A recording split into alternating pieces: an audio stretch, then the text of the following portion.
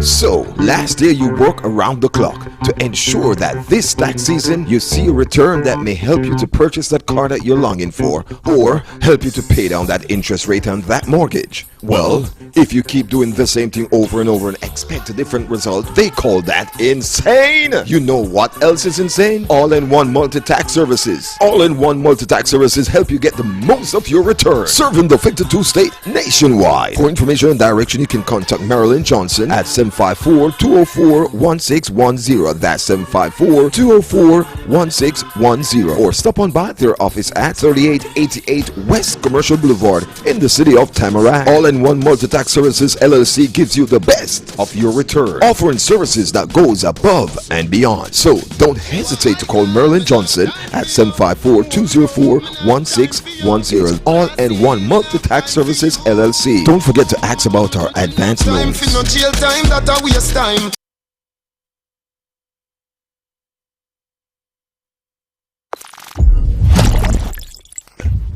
Yes, hey guys, blessings and love, in this time of pandemic, I'm here and I can tell you that I'm happy because, I'm going to have a Flexx FM virtual concert, something that I've wanted to do long time ago, you know what I mean? But nothing happened before the time.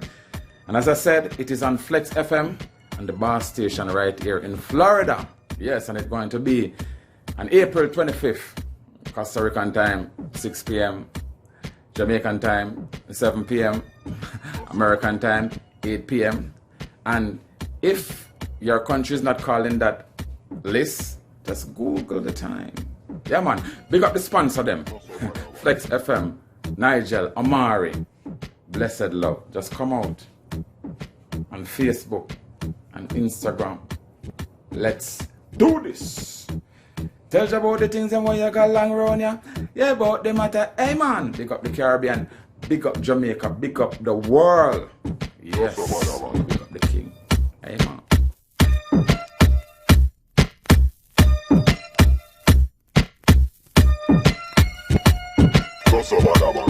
The following program contains language and scenes that some viewers might find objectionable. Discretion in viewing is advised. Hi, I'm TC Flexx, host of Lunch with TC right here on Flexx FM. I'm here to give you a special notice, ladies and gentlemen. The coronavirus, the COVID-19, has been a pandemic for quite some time now. No one knows when this thing is going to blow over. It's not like our regular hurricane season here in Florida. However, it doesn't have a beginning or an end date.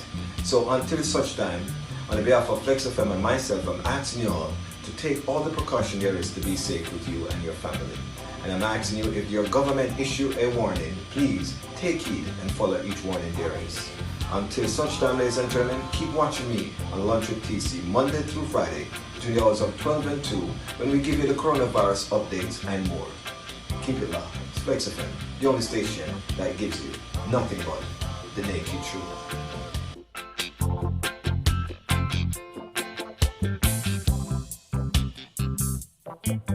So, last year you work around the clock to ensure that this tax season you see a return that may help you to purchase that car that you're longing for or help you to pay down that interest rate on that mortgage. Well, if you keep doing the same thing over and over and expect a different result, they call that insane. You know what else is insane? All-in-one multi-tax services. All-in-one multi-tax services help you get the most of your return, serving the 52 state nationwide. For information and direction, you can contact Marilyn Johnson at 754-204-1610. That's 754-204-1610. Or stop on by their office at 3888 West Commercial Boulevard in the city of Tamarack. All-in-one multi-tax services LLC gives you the best of your return, offering services that goes above and beyond. So don't hesitate to call Marilyn Johnson at 754-204-1610. All-in-one multi-tax services LLC. Don't forget to ask about our advanced loans.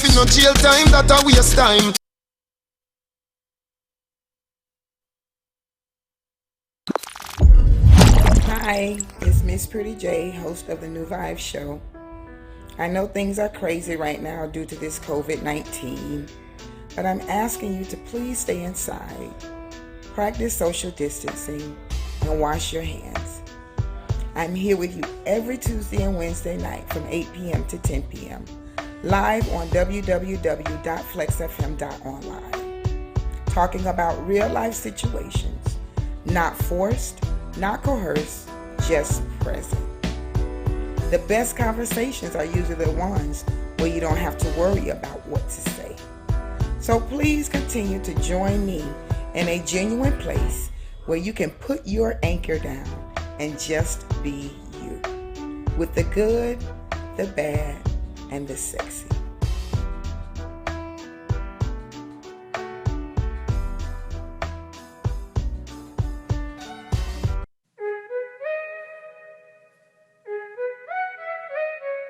Taco wings, taco wings, taco wings. Taco wings and things. Taco wings, taco wings, taco wings. Taco wings and things. Taco wings, taco wings, taco wings. Taco wings and things. Come here and you will like it. If you don't want it, then don't buy it. So much options, don't fight it. Pick all you want, we don't mind it. We're all kind, we all grind. The best restaurant that will change your mind. You will love us, you will come back for more. Our food will have you running through that door. Look, taco wings and things is the best, and no time will be better than the rest. We're not shy, we spend time with our guests. I thank God, I feel like we're blessed. Look, taco wings, taco wings, taco wings. Taco wings and things.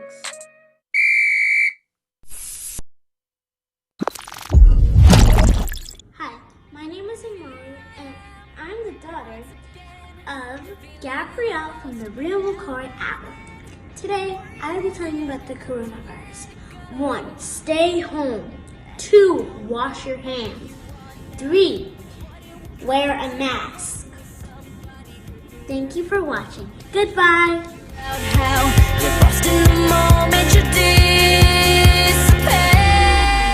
On Saturday, April 25th, Flexx FM Media Group in association with Omar Music and Blair Management Group presents Flexx FM Live Virtual Concert Series at the studios of Flexx FM. Evan Smith.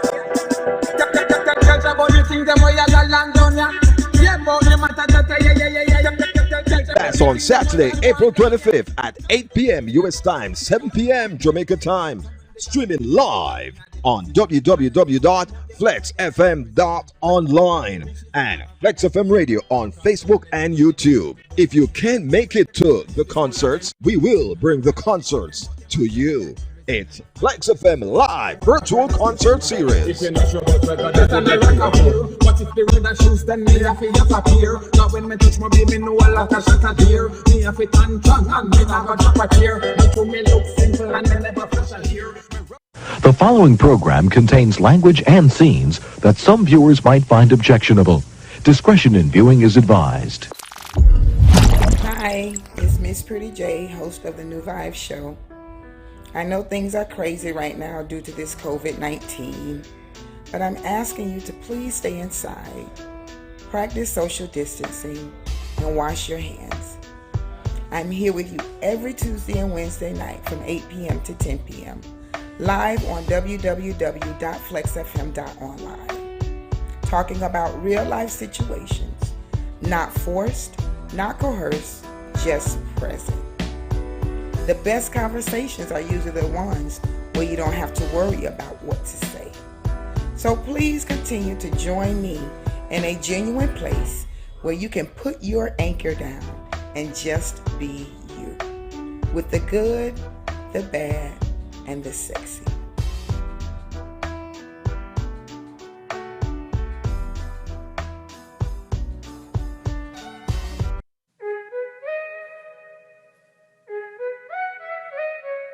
Taco wings, taco wings, taco wings.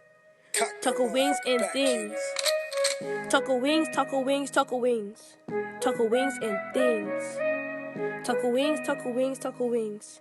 Taco wings and things.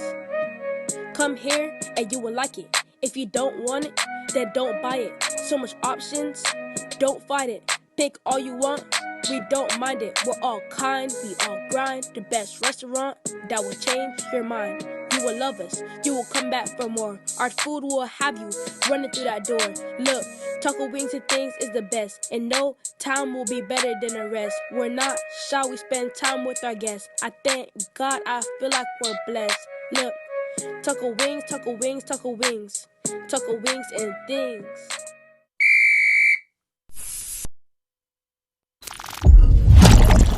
Hi, my name is Imani, and I'm the daughter of Gabrielle from the Real Card app. Today, I will be telling you about the coronavirus. 1. Stay home. 2. Wash your hands. 3. Wear a mask. Thank you for watching. Goodbye.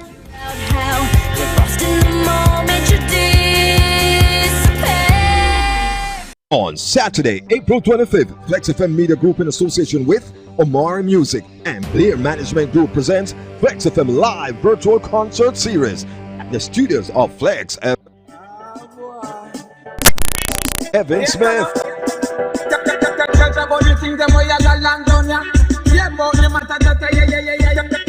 That's on Saturday, April 25th at 8 p.m. US time, 7 p.m. Jamaica time. Streaming live on www.flexfm.online and Flexx FM Radio on Facebook and YouTube. If you can't make it to the concerts, we will bring the concerts to you. It's Flexx FM Live Virtual Concert Series. But if the reader shoes, then me have to appear. Now when me touch my baby, know a lot of shit here. Me have to turn strong and me not go drop a tear. Make me look simple and me never flash a here. The following program contains language and scenes that some viewers might find objectionable. Discretion in viewing is advised. Good afternoon, everybody, and how are you? Welcome once again to 10 Miller Live, coming to you from the studios of FlexFM.online, and of course on the 10 Miller Live platform at Facebook, YouTube, and Instagram. It's always a pleasure to be here with you. So what a go on. Good evening, and I hope everybody's keeping safe and has been keeping themselves safe and well themselves and their families, and trying not to get too much entangled with this mystery woman who seemed to be just parading the world and creating havoc. Never yet has mankind experienced such a phenomena than this virus and this pandemic that is really now having us, in so many ways, just confounded in some respects. But it's a pleasure to be here with you. This is a program where we look at matters of cultural, historic, political, and social nature. We invite discussions at different times, and we also invite you to always please to like and share with your friends and relatives, and also to send us an email at 10millerlive@gmail.com or send us a message at Flexx, FLEXX.online at any time at all, and we're more than happy to answer your questions as well as to look at a subject matter that you have an interest in and also bring it to you so that we can make sure that you continue to enjoy the varied programmings that we try to bring to you each day from our different persons and personalities on our station here at Flexx, as well as the different things we try to offer you on the 10 Miller Live platform. So it's good to be here, and thank you for spending time with us. I know you have other things to do, so we're always appreciative when you allow us into your space. So, what a go on. What's the latest on the pandemic? Your guess is as good as mine. I've stopped counting actually the amount of deaths as well as the amount of persons. I know we have gone well over 6,000 or 30,000 persons in the United States, and so many thousand persons who have died. And so much more is on the horizon. The various persons who are predict several things to happen. What can I tell you? This afternoon, we're going to be speaking with a very distinguished friend. Well, he's now a friend of the Caribbean, and I hear that he's trying to find somewhere to live in the Caribbean. But when we talk to him, we hear some more about that. Is our very distinguished friend. His name is Yuri Peshkov, if I pronounce his name right. And please help me welcome Yuri Peshkov to discuss with us. He's a gentleman from UNESCO. Is a program specialist for culture at UNESCO. Yuri, good afternoon. How are you? Welcome to the show. Not hearing you too well. Not hearing Yuri at all. Hold one moment, Yuri. I might not be hearing you too well. Just a second. Getting a little bit of a technical challenge here, but relax. I'll be hearing you. Can you hear me? You nod your head if you hear me. You're hearing me well? Okay? Or plug out your thing a minute and see what happens. Okay, and then Plug your thing from your computer or your, yes. And wait a minute, yes. Plug it from your laptop, can you? Or it's a wireless thing he has inside there.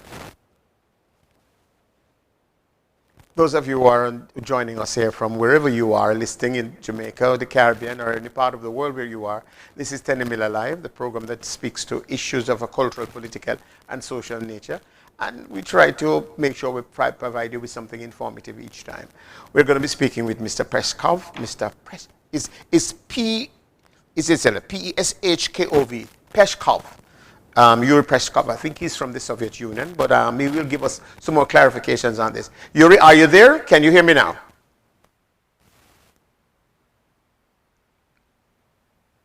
You hearing me? Oh, he might be hearing me, but then I'm not hearing him. We're having a little technical. Be patient with me, Yuri. I'll get to you in a minute, okay? One moment, please. Okay, great. He's being patient. Yeah, Yuri Peshkov. Now, let me just read a little bit about Yuri in the meantime while we're waiting to join him. Yuri Peshkov is a program specialist for culture at UNESCO located at the Kingston Cluster Office for the Caribbean since March 2016. Mr. Peshkov is involved to implement with the implementation of UNESCO's cultural convention, including those pertaining and safeguarding of the world's heritage and living heritage, preventing illicit trafficking of cultural properties, as well as promotion of the diversity of cultural expressions. And that's a focal point of his office thing. Yuri, are you there now? He's not hearing me. Are you hearing me now, Yuri?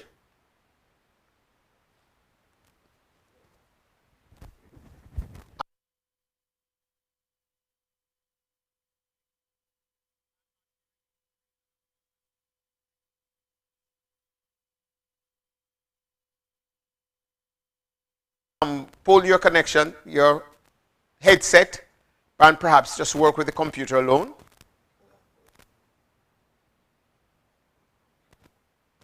Yeah, because we're not hearing him. His headset. Yes, he has taken out his headset. Okay, good. You have you plugged it out of your laptop? Yes. Okay, great. He has done that. Bear with me, my friend. We will be with you shortly. All right. Huh? All right. Start his computer again. Okay. All right. Yuri, do me a favor. Can you hear me? Log off and log back on and log in again so that I can hear you. No problem. All right, great. Okay, good. So he's dealing with the trafficking of cultural properties as well as promotion of diversity of cultural expressions being a focal point of his office for emergency operations. He conducted a post-disaster needs assessment of cultural sectors of Antigua and Barbados and Barbuda and Dominica after Hurricane Irma and Maria.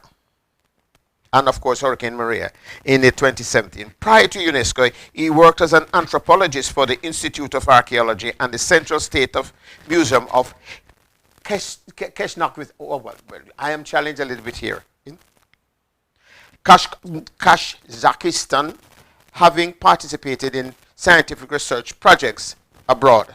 Now, we're going to get him in a minute, and then, of course, he will help me with these pronunciations. Are you with me now, Yuri? Yes, I can hear you. I'm back again. Wonderful. I can hear you now, my friend. How are you? Wonderful. Yes, yes. Very good. Good. All right. Good. Give me some volume on that. So, Yuri, I was just reading the introduction to you. Quite an interesting resume. Now, I'm having a little bit of a challenge. One, with the correct pronunciation of your name.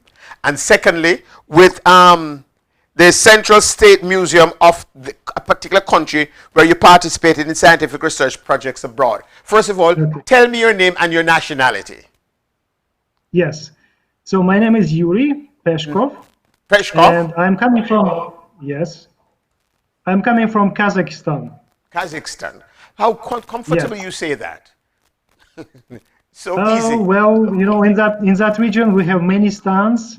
Yes. Kazakhstan, Uzbekistan, Tajikistan, Afghanistan, Oh my Pakistan. God. I mean, So you would have had an opportunity to pronounce it over time, all your lifetime. Very well. Exactly. Yes. Good. Now, so you are from, but where are you from originally, though?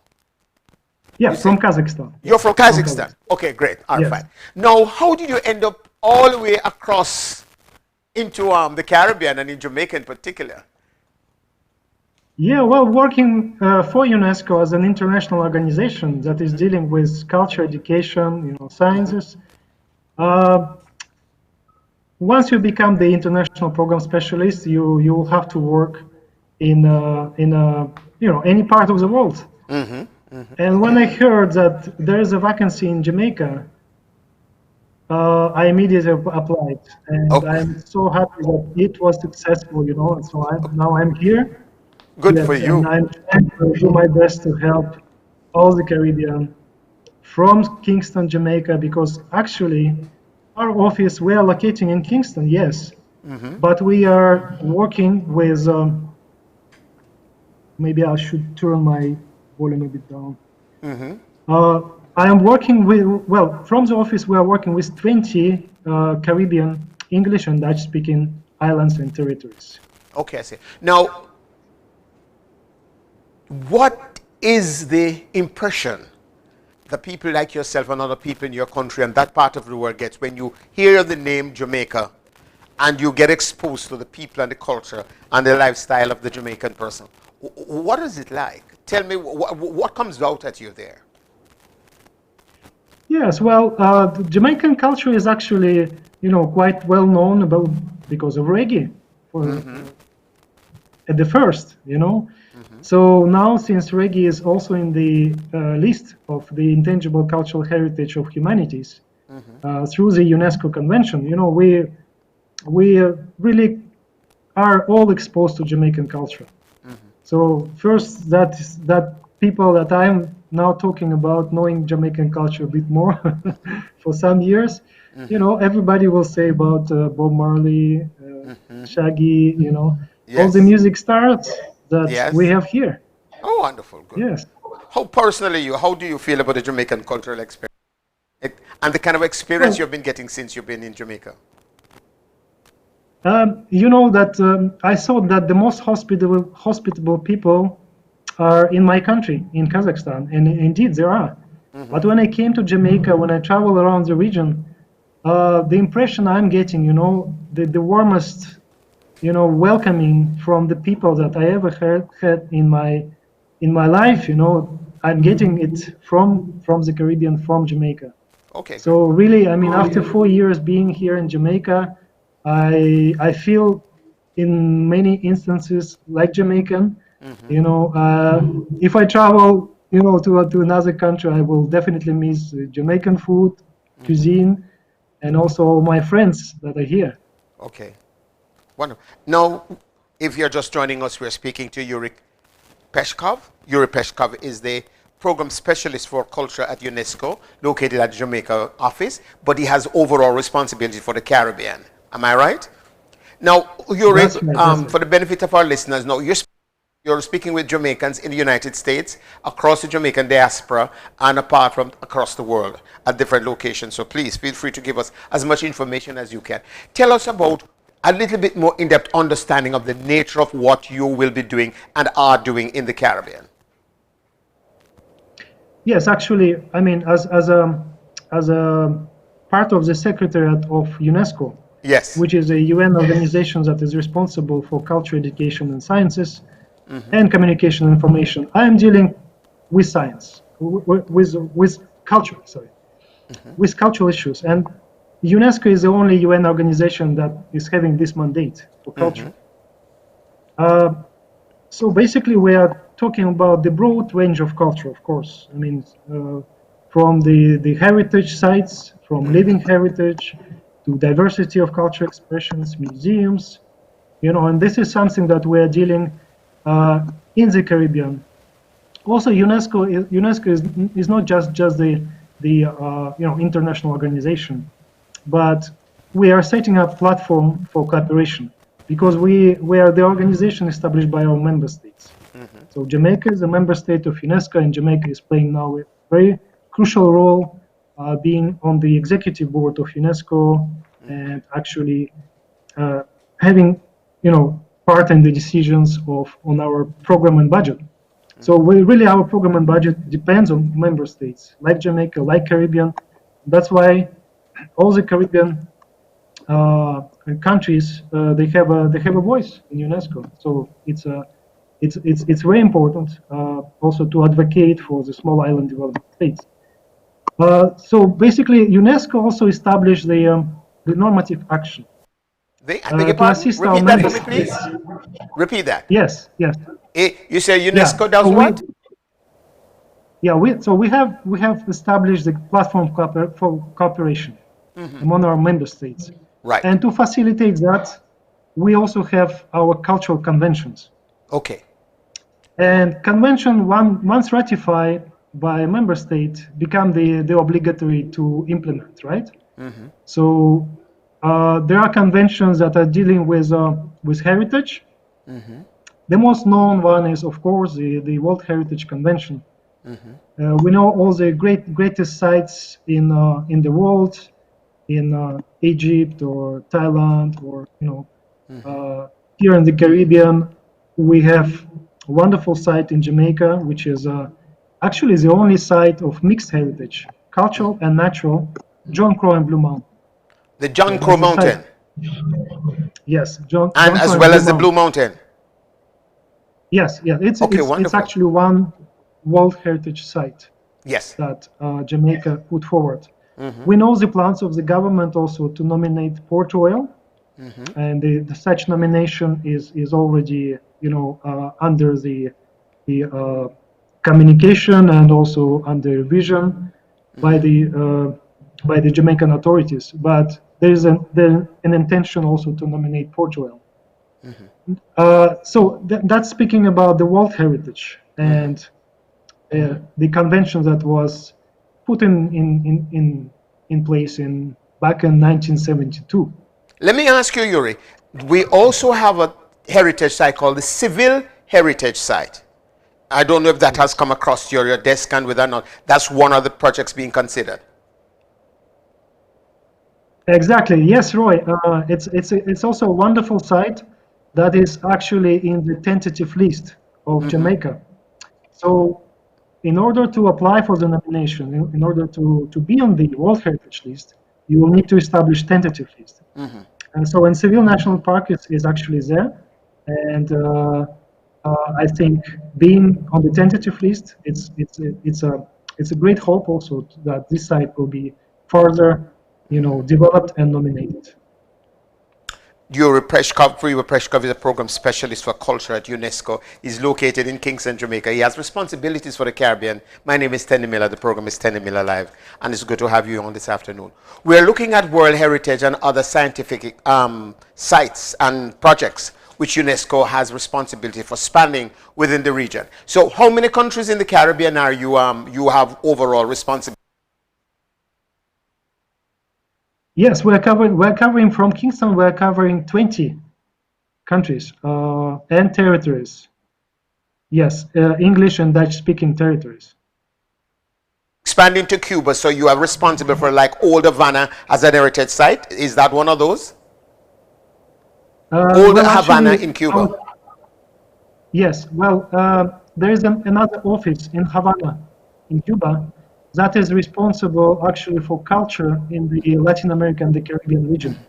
So that office located in Havana is dealing with Cuba and also Dominican Republic. We have another office in Haiti, which is a national office that is dealing with exclusively with Haiti. But from the Caribbean, we're covering the rest of the English and Dutch speaking, from Belize to all of the Eastern Caribbean, and all the way to Guyana and Suriname. Okay, wonderful.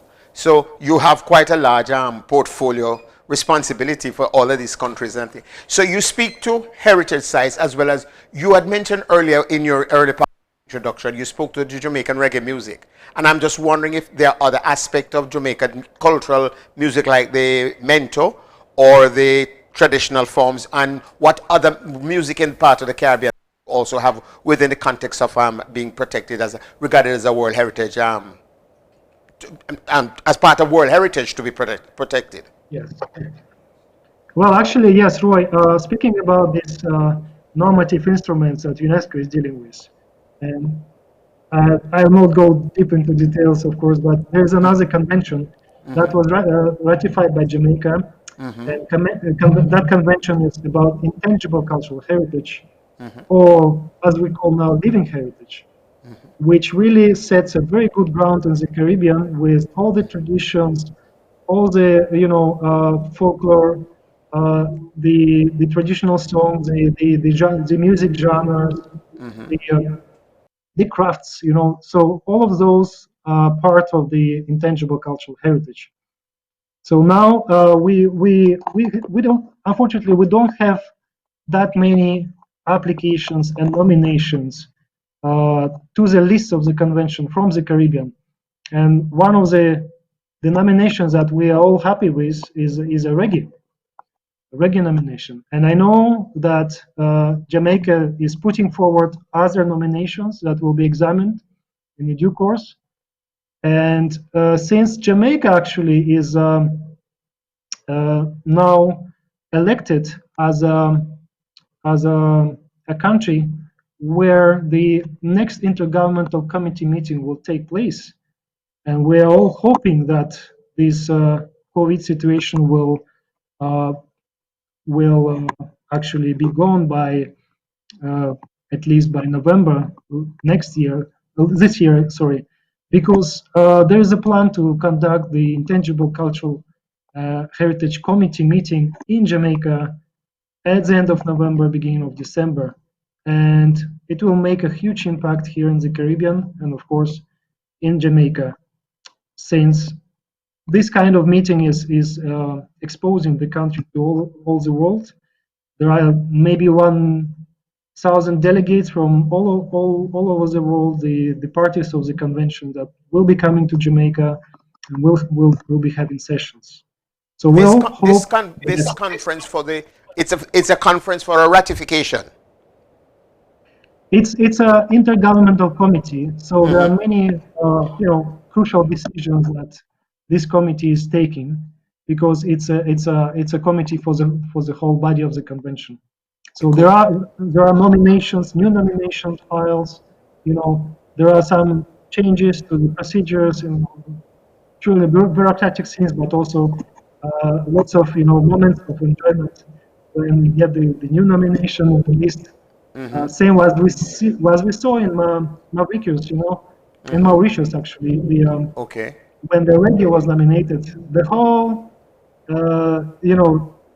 committee members, they stood up and they sing a song, One Love, and they dance and joy, and they joined the big branch for this occasion. So wonderful. That was a moment. It was a very good moment. Great. Now, and this, just for the benefit of my listeners, when is this scheduled to be, the conference? When you mentioned, you had mentioned it before, just repeat that for me. When is it going to be taking place? It's scheduled, I think, if I remember, from 13 November to 5th December. Perspective of Corona? Well, for now, we are sticking to this schedule. And we are actually in communication with our UNESCO headquarters and also with the Minister of Culture of Jamaica, Mr. Grange, Mr. Hannan, the Secretary General for National Commission of UNESCO. Yes. So these dialogues are ongoing. Yes, but we all hope for the best. Wonderful, good, because I'm hoping that we'll be able to find an opportunity, get an opportunity to cover that conference to the benefit of our listeners here and in the diaspora for sure. Now, the kind of a work you're doing is quite an interesting one, and we're talking about cultural heritage sites and various things. How does this pandemic impact the kind of a work that you are now doing or is expected to carry out, not only just in Jamaica, but certainly across the Caribbean? How are you handicapped by this? Yes, Roy, actually, just a few hours ago, we finished the meeting of the ministers, the first virtual meeting of the ministers of culture around the globe. Okay. So I think that it took us around 7 hours to go through from Asia Pacific, ending up in Caribbean and Latin America. So each and every minister spoke like 2 or 3 minutes, but the general feeling around the globe that, of course, the cultural, uh, producers of cultural goods and services, the artists, the museums, the World Heritage Sites, so everybody affected, of course. And we spoke about the measures that governments are taking, to fight the COVID, or at least to have some, relief for the cultural actors. And Go ahead, I'm listening. Oh, wait, Ram, Yuri's frozen there now. We've just missed him. He was trying to give us an explanation about the special World UNESCO meeting that took place this morning with Minister Babsy Grange in Kingston and other ministers of culture around the globe, as they were trying to look at the pandemic and looking at the kind of a timetable of activities and schedule which they have for things to take place in different parts of the world, and what kind of a consensus might have come from that.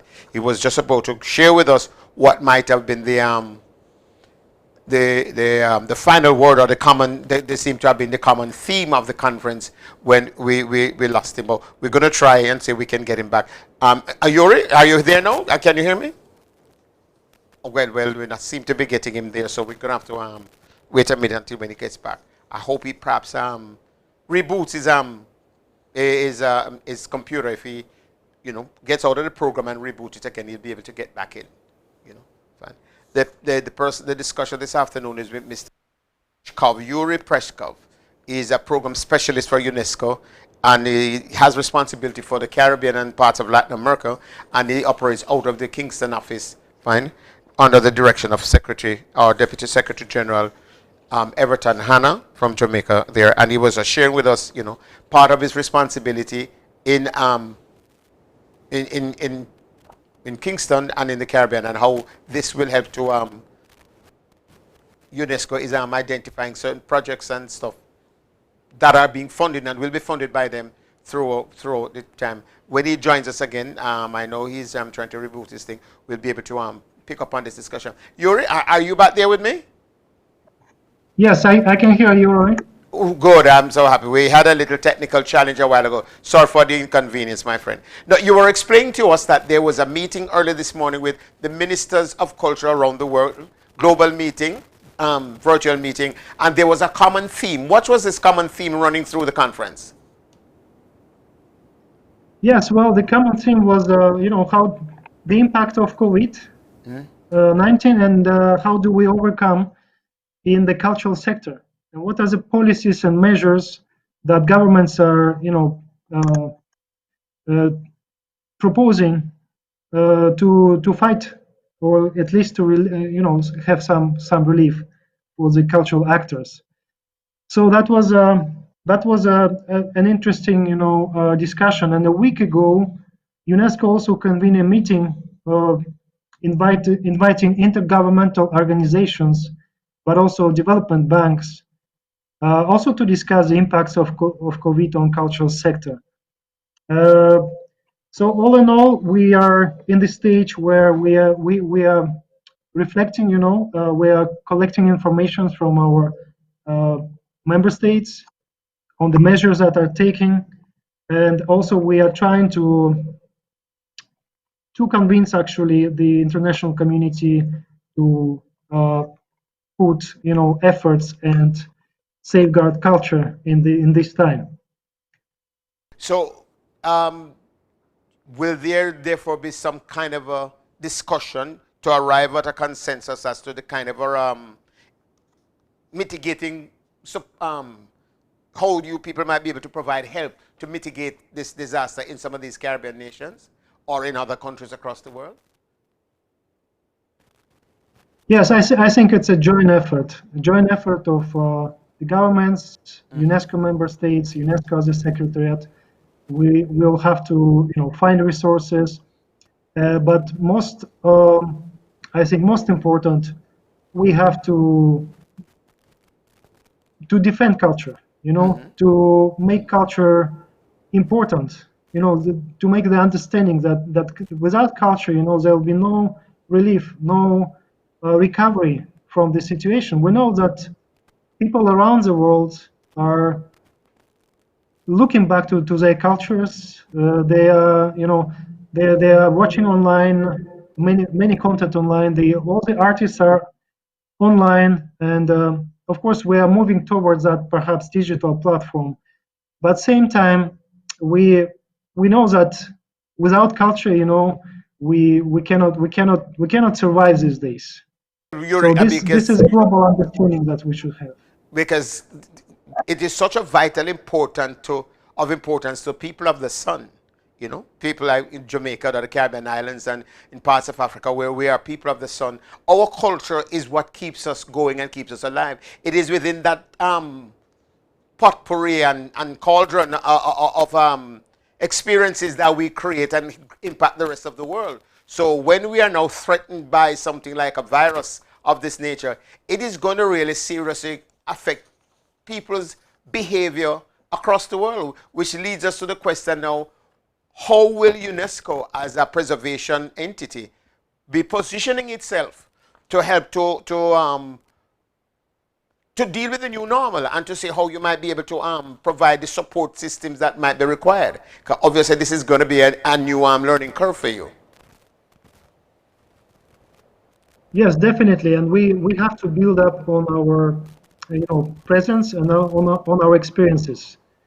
UNESCO is a international organization that is not dealing with ad hoc situations. We don't have this kind of mandate. So, for example, after the hurricane, Yes. in the Caribbean, it's very important. So UNESCO was not involved in such operations. Also, on the global scale, we know the safeguarding of big temples, for example, in Egypt, that was under UNESCO's leadership. So UNESCO has this global leadership in culture, and we are also integrating into the works of humanitarian agencies, like dealing with post-hurricane situations. Since not many years ago, UNESCO joined the UN family and World Bank family in assessing, the impacts of hurricanes. And such assessment was done for Dominica and Antigua and Barbuda, as you also announced. So UNESCO is integrating in those kind of solutions, those kind of mechanisms. But what we are looking, forward is to be even more integrated into the recovery and resilient funds that will surely be coming after all this situation. So we need to make culture bold there. I'm sorry, you said you need to? Yeah, we need to make culture bold. The culture should be present in all of the humanitarian efforts that the international organizations or governments are doing. So you therefore now have quite a responsibility to interrelate and to network with the various Caribbean countries and to come up with some kind of a proposal and solutions as to how UNESCO and as a central organization, the United Nations might be able to help to mitigate the process and the challenges that we will face coming out of this virus. So you have a task on your hand. Absolutely, Roy. And it was very important. Just in mid-February, we have conducted a sub-regional conference workshop, rather, with CDIMA, the Caribbean Disaster Emergency Management Agency, right? So we are joining our sources and resources to also mitigate culture in times of disasters. So that was the first meeting for the Caribbean when we spoke about culture with the cultural stakeholders, but also with the emergency management agencies, national agencies that are established in each and every country. So it's a kind of new subject, for the Caribbean, but also to many parts of the world. So here with the pandemic, I think we need to have another approach. I mean, we have elaborated the guidance for the disaster management agencies and cultural stakeholders how to deal with on the national level. And the importance is that culture sector will have to be integrated into the disaster management plans, of national plans, which is not as yet. But I wonder So now we are. how long would that take to come on stream? You say it has to be I think integrated. How long is that likely to take to come yeah. on stream? Yes, well, I think we have a general understanding. I mean, we established general understanding with CIDIMA that this is a very important, task to do. So UNESCO is going to conduct a few pilot activities on the national level, integrating, culture and disaster management plans. So for sure, we want to conduct one in Jamaica, as we are already dealing with many organizations here, with with PIG and ODPAM. So we are going to continue and with other Caribbean countries as well. But now it's a new challenge, the pandemic. So it's another chapter, another slot that we have to really think of and elaborate together with national disaster management agencies and with CDMA. How much of what you will do will now therefore depend on any kind of a budgetary support from individual member countries, or will UNESCO itself have resources to be able to help with that mitigation process? Well, actually, we are not, funding agency. We don't have enough resources, I would say, specifically covering 20 countries of the Caribbean. So we are always joining our resources. We have the help of national commissions for UNESCO that are established in each and every country, the member state of UNESCO. So that's our network and mechanism of partnering, with the national structures and institutions. But nevertheless, of course, the seed funding that UNESCO is providing for such activities is very important. Then each country will therefore still have to come up with its own resources to be able to deal with any kind of activity which is to take place, I suppose. Or it is going to be expected of them. We have, UNESCO is facilitating the process. I mean, with the funding that we have, with limited funds, we can just facilitate the process. And basically, it's of course it should be grounded, on the national legislations and national policies. Okay. And we have a huge support of ministries of culture, the national commissions. I mean, no doubt that we are doing it all together. Yes. All right. Before you go, though, Yurian, I really thank you for sharing with us and giving us a deeper understanding of your role and responsibility and what UNESCO is doing in the region. And if you're just joining me, for my listeners, Yuri Peshkov is the program specialist for UNESCO with responsibility for the Caribbean, and is located in the Kingston office in Jamaica. We're just looking at how the pandemic is affecting the kind of work they're doing and what kind of a possible support that might come from UNESCO, or coordinating support to help to mitigate the effects on the culture of the Caribbean. Now, one area of culture I'd love to hear you speak to, and is the whole business of religion. Because we have given Rastafari to the world, but in some parts and some areas of the world, we still have not yet given the Rastaman his due in terms of what he has brought to the world with his culture, the religion of Rastafari. Can you speak to that in any way? Well, I mean, as we don't have a mandate to deal with religions, but we are dealing with a human rights approach, for example. So here in Jamaica, we have some communications with Rastafari community, and specifically dealing with their submission of projects, to one of the UNESCO funding.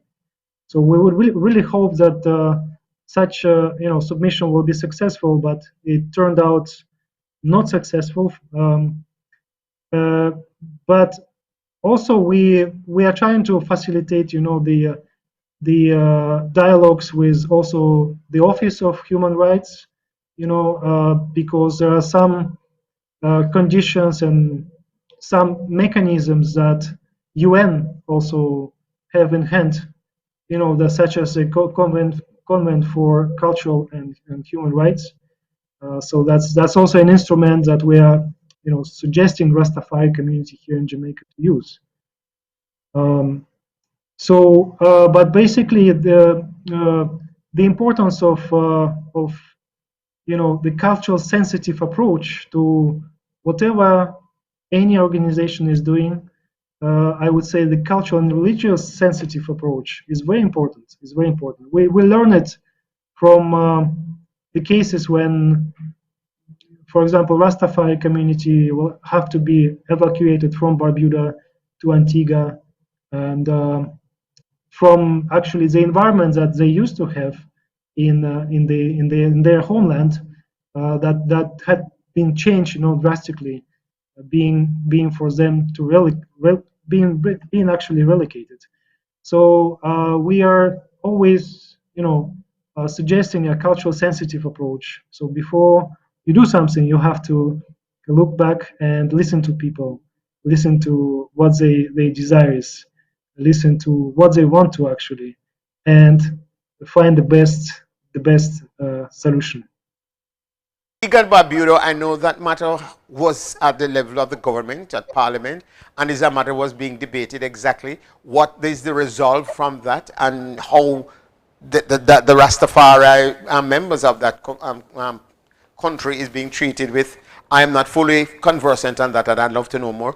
But certainly, as you speak to the question of reggae music, which is now being accepted as part of that treasury, because we regard it as a part of treasure here in Jamaica and in the hearts of Jamaicans across the globe, and certainly a lot of Jamaicans and other nationalities across the world now are embracing. You cannot embrace Rastafari reggae music without talking about Rastafari within a strong context, because they are somewhat have a very symbiotic relationship, if that's the terminology to use to it. Did you get that understanding? Well, if I understood you correctly, the of course there is an ownership of some of the elements, as we call intangible cultural heritage elements, and actually UNESCO's approach is to encourage communities. It's not necessarily governmental or led initiative to preserve some of the intangible cultural heritage elements, which is reggae as well, and many other aspects of the culture. We talk about the cuisine, Rastafari diet. There can be so many examples. Also, rituals is part of the intangible cultural heritage, approach. So basically, we are encouraging communities to deal with that, and this is a community right to decide whether this element is is an intangible cultural heritage element, because it belongs to them. They are practicing it, and they have the full right to own it. I would say. Because in Jamaica, you're talking about the some people refer to it as Pocomania or Pocumina. We have Hetu, we have Kumbe, we also have the quadrille, we have revival.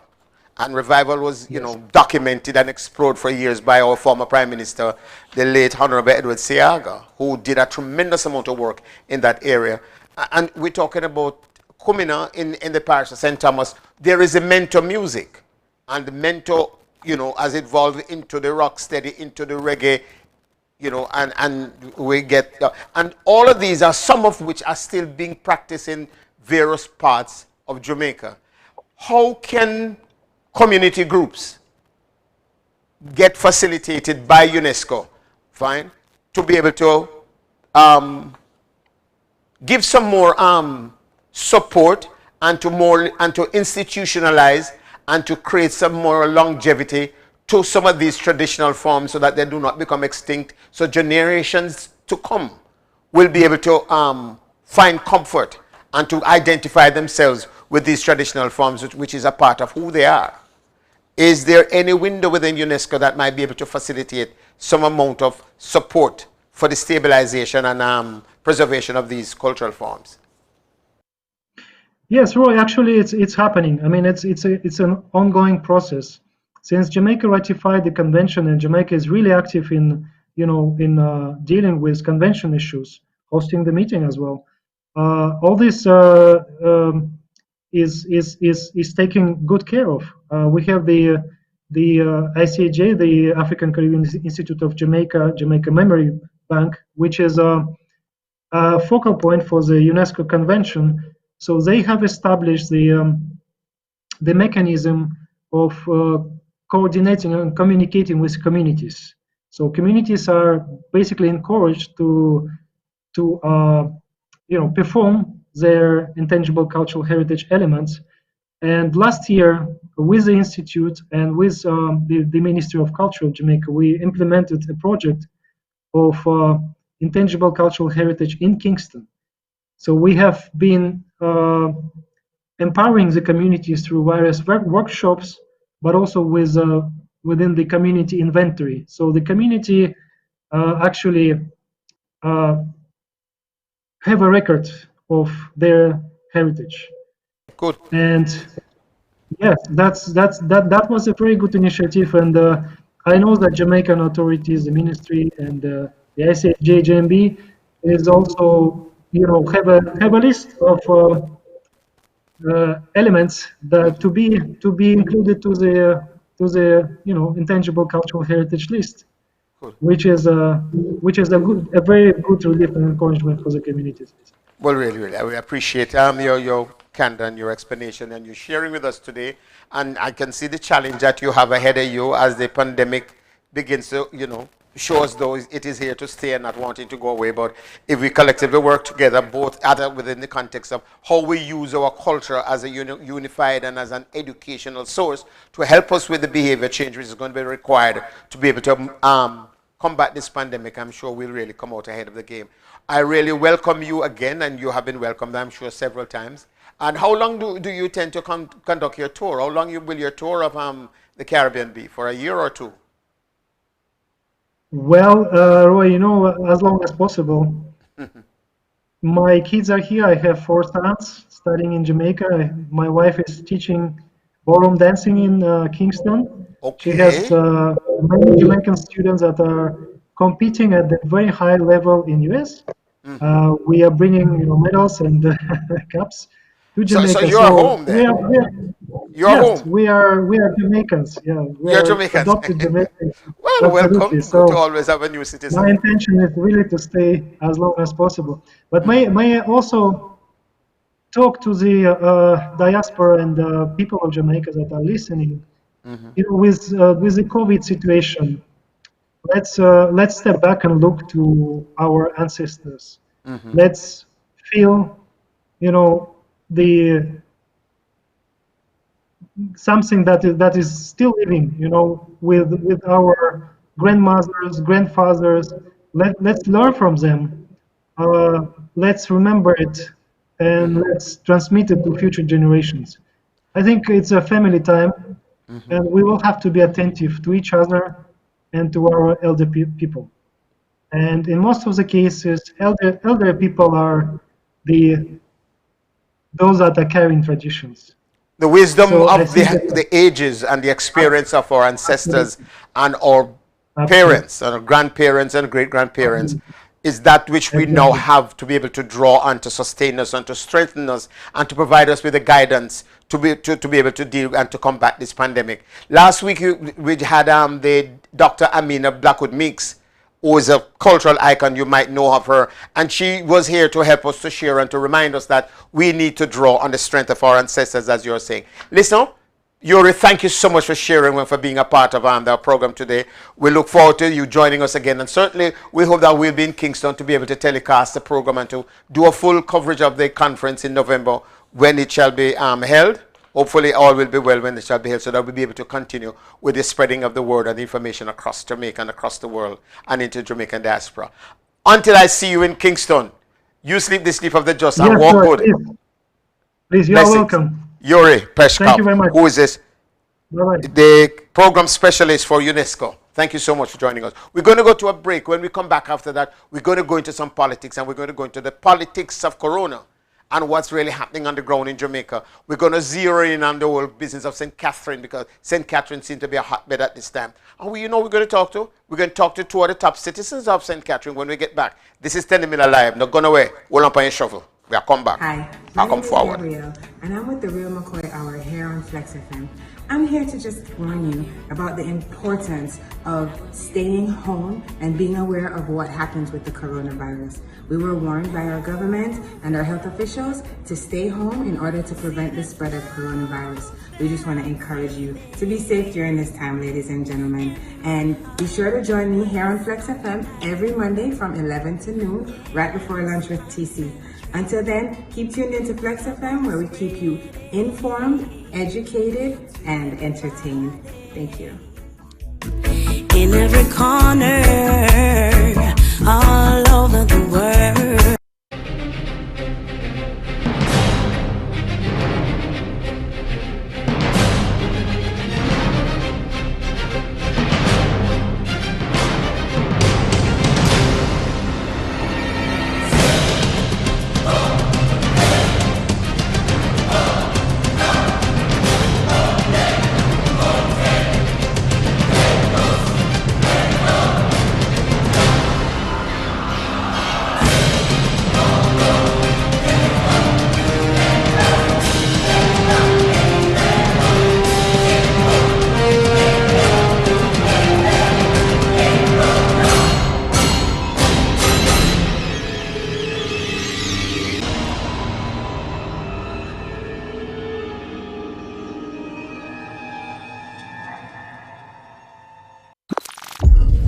Blessed my people, this is yours truly Dapper D, Flexx FM representative.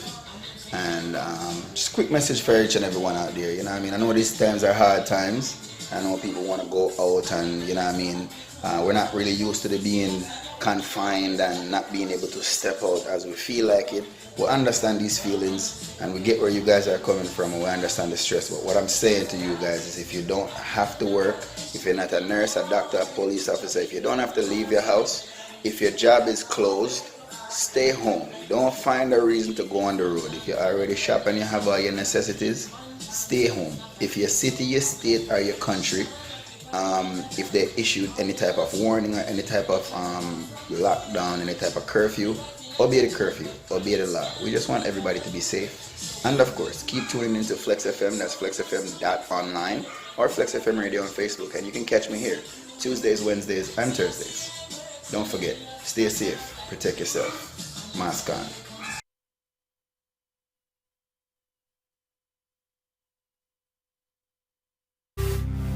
It's insightful, it's factual. It's Flexx News and Sports Daily at 7 a.m., 12 noon, and 6 p.m. on the only station that matters, Flexx FM. It's your boy DJ Lance, the host of the 876 Power Mix Show, each and every Friday night from 8 p.m. to 10 p.m. and also the Cookout Mix Show on Saturdays from 5 p.m. to 8 p.m. right here on Flexx FM. COVID-19 has been a pandemic for some time now. We all don't know when it's going to end. So on behalf of Flexx FM and myself, we would like you to take all precautionary measures to ensure the safety for you and your loved ones. So until such time, keep watching, inspire, empower, and entertain right here on Flexx FM.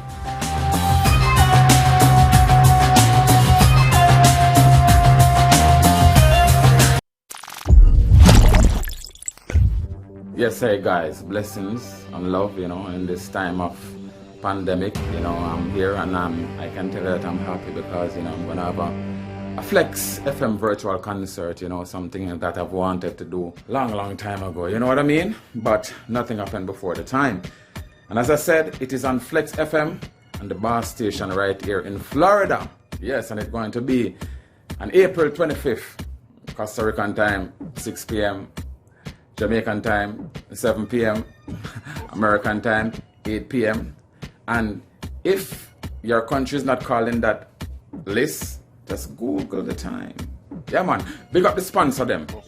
Flexx FM, Nigel, Amari, Blessed Love. Just come out on Facebook and Instagram. Let's do this. Tell you about the things and what you got long round ya. Yeah, about the matter. Hey, man. Big up the Caribbean. Big up Jamaica. Big up the world. Yes. Big up the king. Hey, man.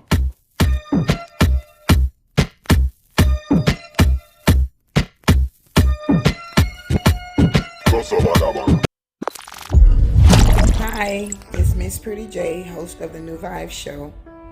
I know things are crazy right now due to this COVID-19, but I'm asking you to please stay inside, practice social distancing, and wash your hands. I'm here with you every Tuesday and Wednesday night from 8 p.m. to 10 p.m. live on www.flexfm.online, talking about real life situations, not forced, not coerced, just present. The best conversations are usually the ones where you don't have to worry about what to say. So please continue to join me in a genuine place where you can put your anchor down and just be you, with the good, the bad, and the sexy.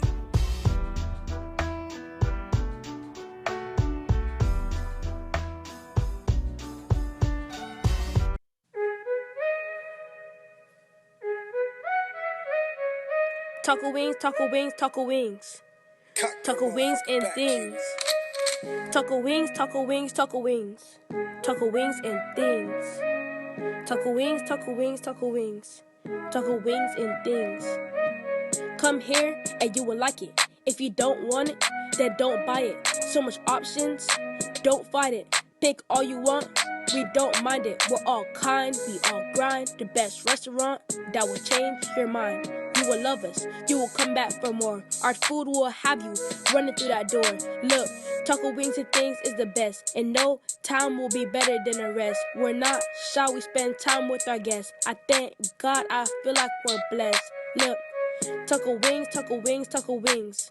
Taco wings and things. The following program contains language and scenes that some viewers might find objectionable. Discretion in viewing is advised. This is 10 Minute Live coming to you from the studios of Flexx FM, flexfm.online or www.flexfm live. And of course, you can find me on 10 Minute Live on Facebook, YouTube, and Instagram. Welcome back to the program. Earlier, just before we went to the break, we were speaking to Mr. Yuri Preshkov. Preshkov is the UNESCO representative for the Caribbean, who is located in the Kingston office. And we're just looking at how the culture is impacted, the Caribbean culture and the culture of Jamaica, and his work as a UNESCO representative, looking at heritage sites and the whole business of cultural forms and so on, and how his work is impacted by the virus and what kind of a support systems UNESCO might have to assist in mitigating this kind of a challenge. At this time, as I mentioned to you, that we're going to be having special guests this afternoon, and of course, our program for this afternoon, we're going to be looking at St. Catherine, zeroing in on Portmore, that expansive area. And then the rest of St. Catherine in general.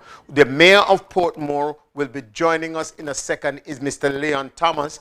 And of course, the mayor of Spanish Town / St. Catherine, what do you call it now, North and Northeastern or Northwestern, is of course Norman Scott. Both gentlemen have decided to join us this afternoon because there's a lot to talk about. Gentlemen, are you with me? Good afternoon. Welcome to 10 Minute Live. Oh, Mayor Norman Scott. Gentlemen, good afternoon. Welcome to 10 Minute Live. How are you? Mr. Thomas? Good afternoon, Teddy Miller. Thanks for having me. Norman. Not too bad at all. Good afternoon, Teddy. I'm good, you know. I'm good. God bless. Yes. Yes, good.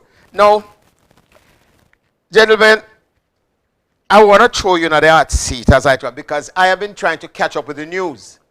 And there are some things which are happening and not seem to be happening. So let me just consult my notes. Then I can see if I can put. Now, what I first of all like to get is an understanding as to what is the role of the parish council or the municipalities in the parish of St. Catherine at this time. What is the role you're supposed to be carrying out as a municipality against the background of the coronavirus? You want to start, Dr. Milian? Well, Teddy, I must tell you that I've given. Yes. That is what my team and I meet and discuss. And we put some plans in place. Today is one of the major shopping day where we mark the 6 feet distance that the Prime Minister asks the citizens to stay apart at all our major supermarkets and wholesale, and also our pharmacy and the bank and the money remittance express. Those lines were put in by the councillors and a team from the Portmore Municipal Corporation. We also carry out sanitization yesterday of these areas that the residents was going to carry out their shopping. The meeting with the senior superintendent of police yesterday, along with the Chamber of Commerce president, and also the councillors and the member of parliament. And coming out of that meeting, we have this, come up with areas for market to take place within the municipality.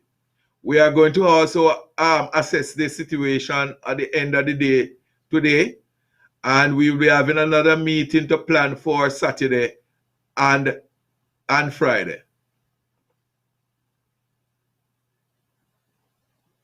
And Norman, are you there? Norman Scott. Mayor Scott? All right. Let me ask you while I wait for Mayor Scott to join us again.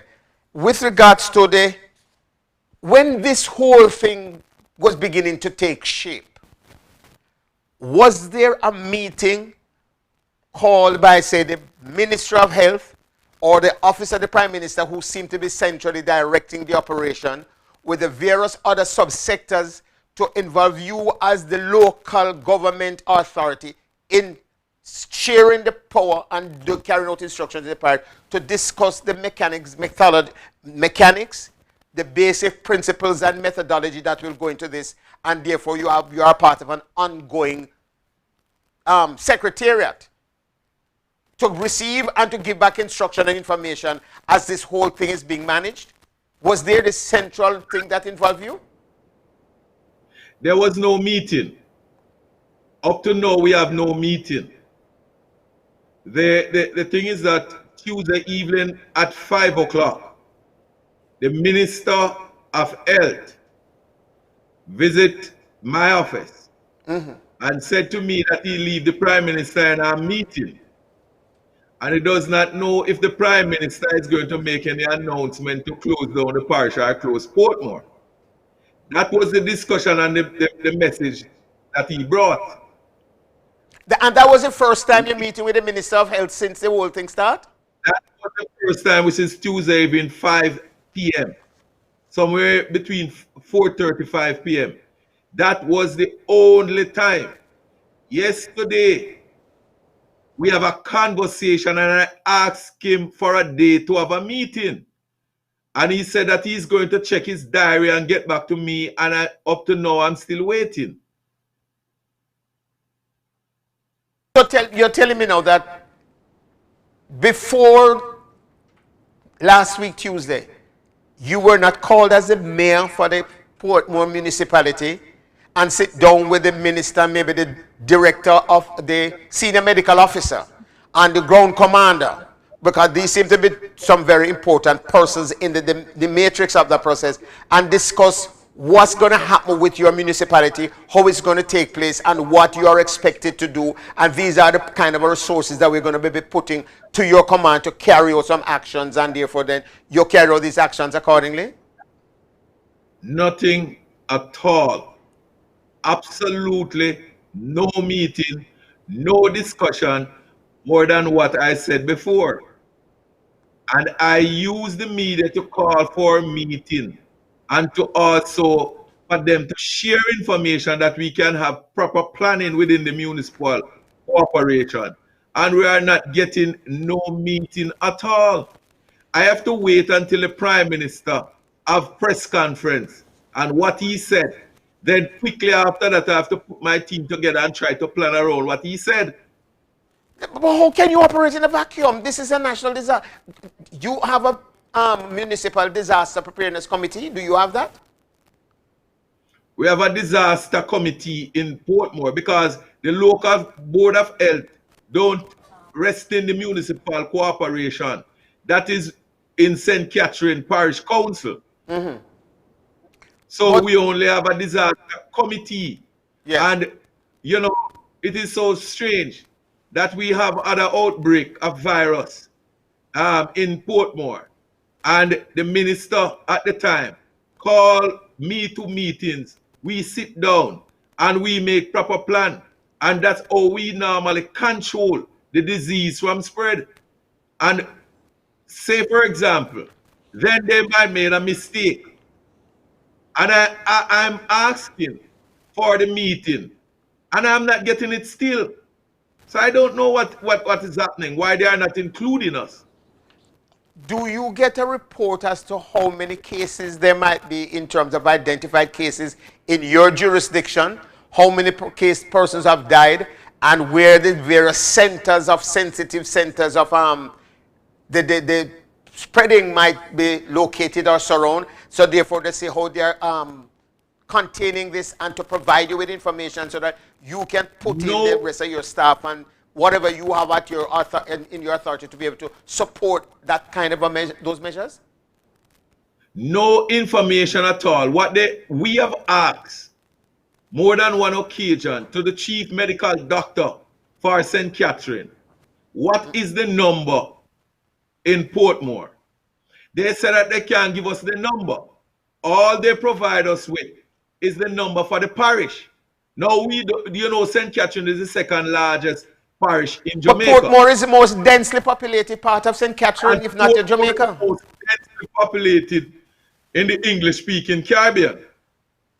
And we ask for the number and we're not getting the number. And that is what worries me because I cannot really sit down to have a really proper plan going forward. And you are not supported with the information as to where in your jurisdiction the most sensitive areas of this disease is located either. Do you have that information? No, we don't have that information. We have to wait until when we community member might call us and tell us that they come to pick up someone. Then we know that, all right, one in that community or two in that community. We don't know. We don't have that information. And we continue to ask for that information. And we are not getting it. So when my team and I sit down, all we have to do is to make certain we prepare the areas that we know that our resident will be going to carry out shopping. And sometimes when we get wind of them taking anyone to the quarantine center and the rest of family members are there within the community, remember they told them that they must not come outside. What we have to be doing is based on community information. We can take food to them. So you only hear about this by way of your own network of information coming to you? Exactly. So nothing official, you don't get no official communication from Bro Gardner, the supporting team? No communication at all. I have to wait until when? Press conference to hear what is happening. Dear God. But if you are the mayor of the parish, and you said the Department of the Health does not report to you, and if you make requests of them, nobody come to your council meeting then to be able to give you an update as to what's going on, or they themselves don't know? They come to the last council meeting that they attend was in March at our general council meeting. Yes. And that's where we express our concern about the BPO centers. Right. Right? And then the next council meeting, they did not come to the meeting because our meeting is like 7 p.m. in the night. Right. So But it doesn't they matter. did not make to the meeting, and they did not send a written report to the meeting either. But I don't know if they turn up at the St. Catherine Parish Council, which that one is 10 a.m. in the morning. So, the mayor would be able better to share with you about them going to the meeting. I'm trying to get back on Mayor Scott. We seem to have lost him in the connection process, but we're going to try and see if we can get him back so we can get some follow-up, because I'm not understanding it, because none of this don't make any sense. So as it relates to testing, do you know where these testing centers are? Anybody furnish you with a list of testing centers, tell you what the kind of capacity it has to be able to deal with testing, and how you might be able to assist in directing people there for testing, and the time of day and night or evening that these things are taking place? Any kind of a support or information in that regard? No information, I repeat again. What happened that last week, Friday, I received a telephone call from a nurse who is going to be a part of the frontline workers to carry out testing in Portmore, saying to me that she's seeking some assistance in regarding to tent and refreshment. And the location that we have recommended was the Greater Portmore Health Center, the Waterford Health Center, and the Christian Health Center.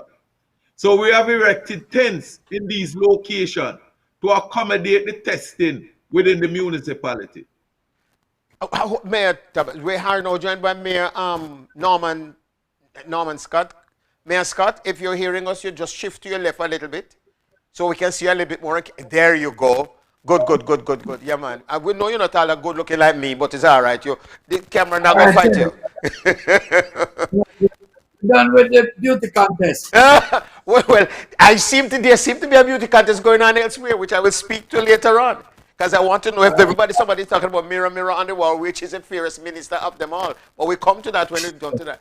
Now, what I'm concerned about, I spoke to Mayor Thomas, and Mayor Thomas is telling me that he has no official communication coming out of Jamaica House or out of the minister's office as it relates to, listen, this is the nature of the pandemic. Come to a meeting. This is the action that we are planning initially. It is subjected to change as the virus gets evolved. But these are the things that we want you to do. This is the support service that we're putting behind you. And if anything, call out loud. You might not get the same day, but we'll provide it with you as the time goes along. What is your experience with how this virus is being managed through Jamaica House and the Ministry of Health?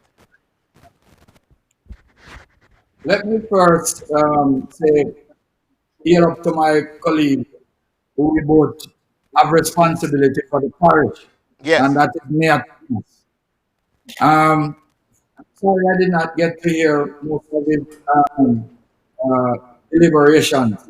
Yes. But the fact is, apart from the Ministry of Local Government, that has, in the initial stage of this pandemic, called all mayors to a meeting, and we had some discussion there. And then we had a couple virtual meetings. No Ministry of Health nor OPM have had any kind of dialogue with the St. Catherine Municipal Corporation to look at what is happening or what would happen in the run-up or after the locking down of the parish. No such dialogue, no such consultation. On the day which they gave us shopping day, which was Saturday, we were on the road early. I was on the road from early to get first-hand view and to see what support I could give, even though I don't know how to channel the support, because we don't know who is the person to talk to except the minister who has responsibility for me. There's no other avenue that you can find to have any kind of discussion. When the lockdown was being done, 15 minutes to 6 before the press conference, I saw 2 missed calls from the minister. I returned the call. He was able to say to me, you know that something's happening in St. Catherine and the Prime Minister is going to make some announcement, and it is going to have some kind of significant impact on your municipality. I said to the minister, you mean they're going to lock down the country? He said, well, I don't know if it's the country or what, but some things are going to be happening. And that was it. Nothing more. Well, and I'm saying, I am the chairman of the municipal corporation, which is 41 of us. I have responsibility from one the Bolas to Guys Hill to Ginger Ridge, all the way around to Elshire Bottom, to Waterford, to Edgewater, to Old Harbour Bay. All these areas are under the responsibility of me. But then the minister of health, but if you are the local government who deal with the day-to-day lives of the people inside of the water and them various things that they have to deal with on a day-to-day basis, how can central government rule by edict and try to supersede your activity and the work that you do? You tell me, gentlemen, because if Leon don't get any instructions or information, he doesn't get any support. He hears, by the way, that somebody is inside of the area, it is sick, and them coming to pick up somebody to cart them off to a quarantine department. You know how many cases there are in the parish that you are responsible for? How many cases and how many death persons you have? You get that information from the senior medical officer of health? Norman? No, as a matter of fact, I will tell you this. And I'm not going to knock her, but I'm being frank. I used to have a good rapport with the medical officer of health for the parish. And in recent time, it's been a challenge getting to speak to her.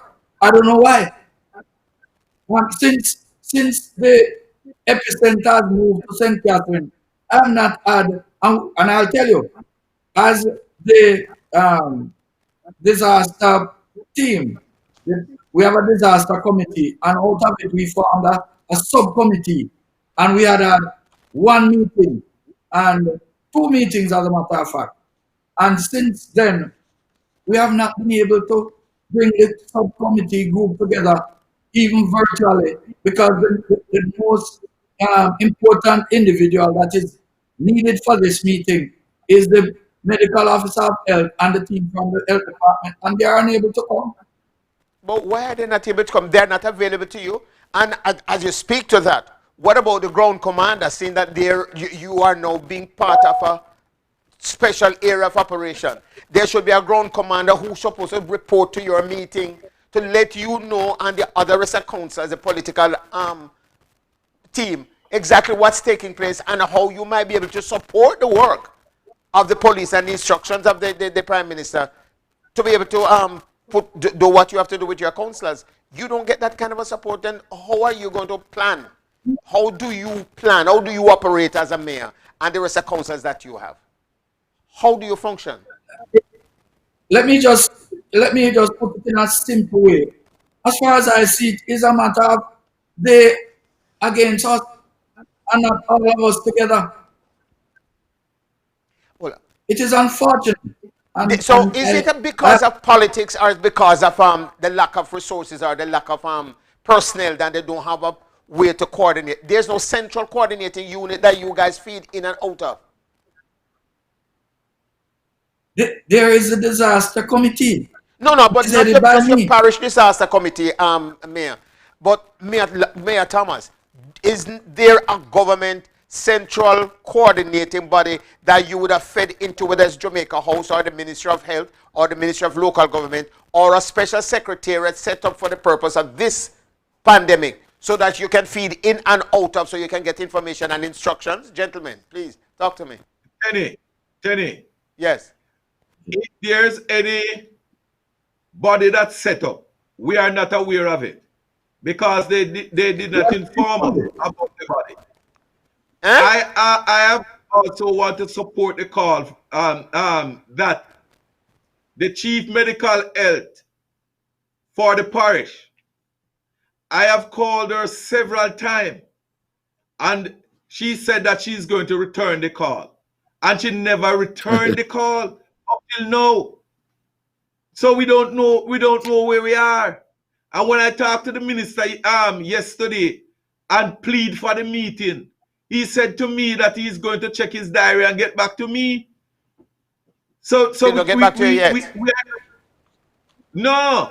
So we are there right now. Myself and Norman have to be working with our councils and civil society, putting in things in place based on the announcement what the Prime Minister is making. We have to wait until they call a press conference and then we get the information. And sometimes conferences like after 6 in the evening. And it gives us no opportunity to go out there and put anything in place. But not that you're obviously not consulted Norman where nothing is concerned as far as where regards to the parish. No, we just hear things like the ordinary citizens. The Prime Minister makes his pronouncement and we have to fall in line as the local persons on the ground. Let me tell you, it is so difficult. Business people are calling to ask, for example, hardware, to ask if they can open.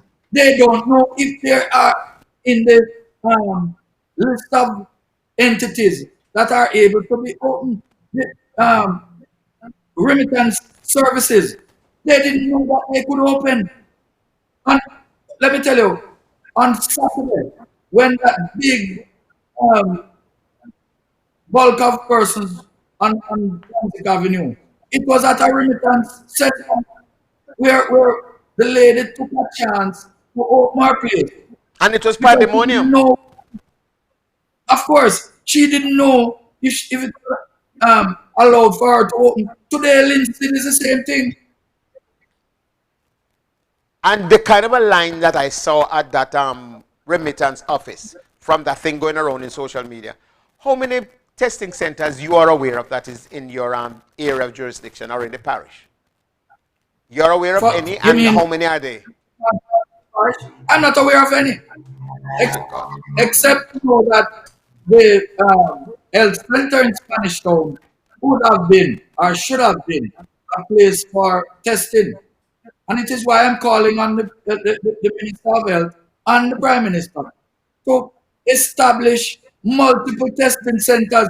You have Linstead, you have Old Harbour, you have Spanish Town. Spanish Town population alone is over 300,000. You have Bogwalk, you have Geyser, you have Lloydasdale, and all of these are areas that people reside and would have worked at that place that has been the epicenter of the outbreak of the virus in St. Catherine. Nothing is happening. But I just want to add to that, Tenny. Yes, go ahead. The Alarica call center. Yes. Remember, that's where the epicenter is. And you have workers who went to Alarica twice to get tested and did not get tested. And they are taking the taxis and the bus. And we don't know if those persons are positive or negative. One worker called me day before yesterday and said to me that she's fed up because they are saying that they are hiding from getting tested. She said she's asking me if she can go to the health center to get tested.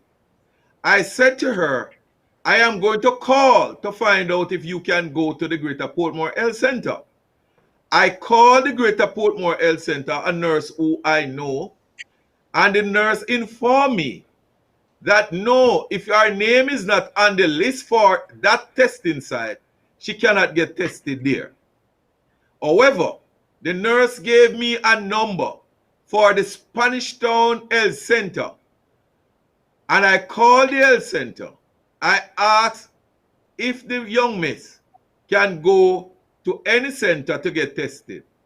They informed me that she either have to come to the Spanish Town Health Center or to call the Spanish Town Health Center. Now, when she called, they are saying to her she must take a bus or a taxi to go to these testing centers.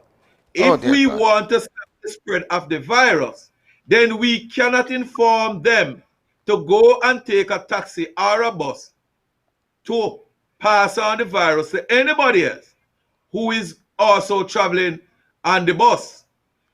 I said it to the minister, and I said to the minister, I know that the Ministry of Health are using ambulance and also using Mark Health Center buses to pick up some of these people in various communities. But one should have been at least assigned to your parish. Hold on, Tenny.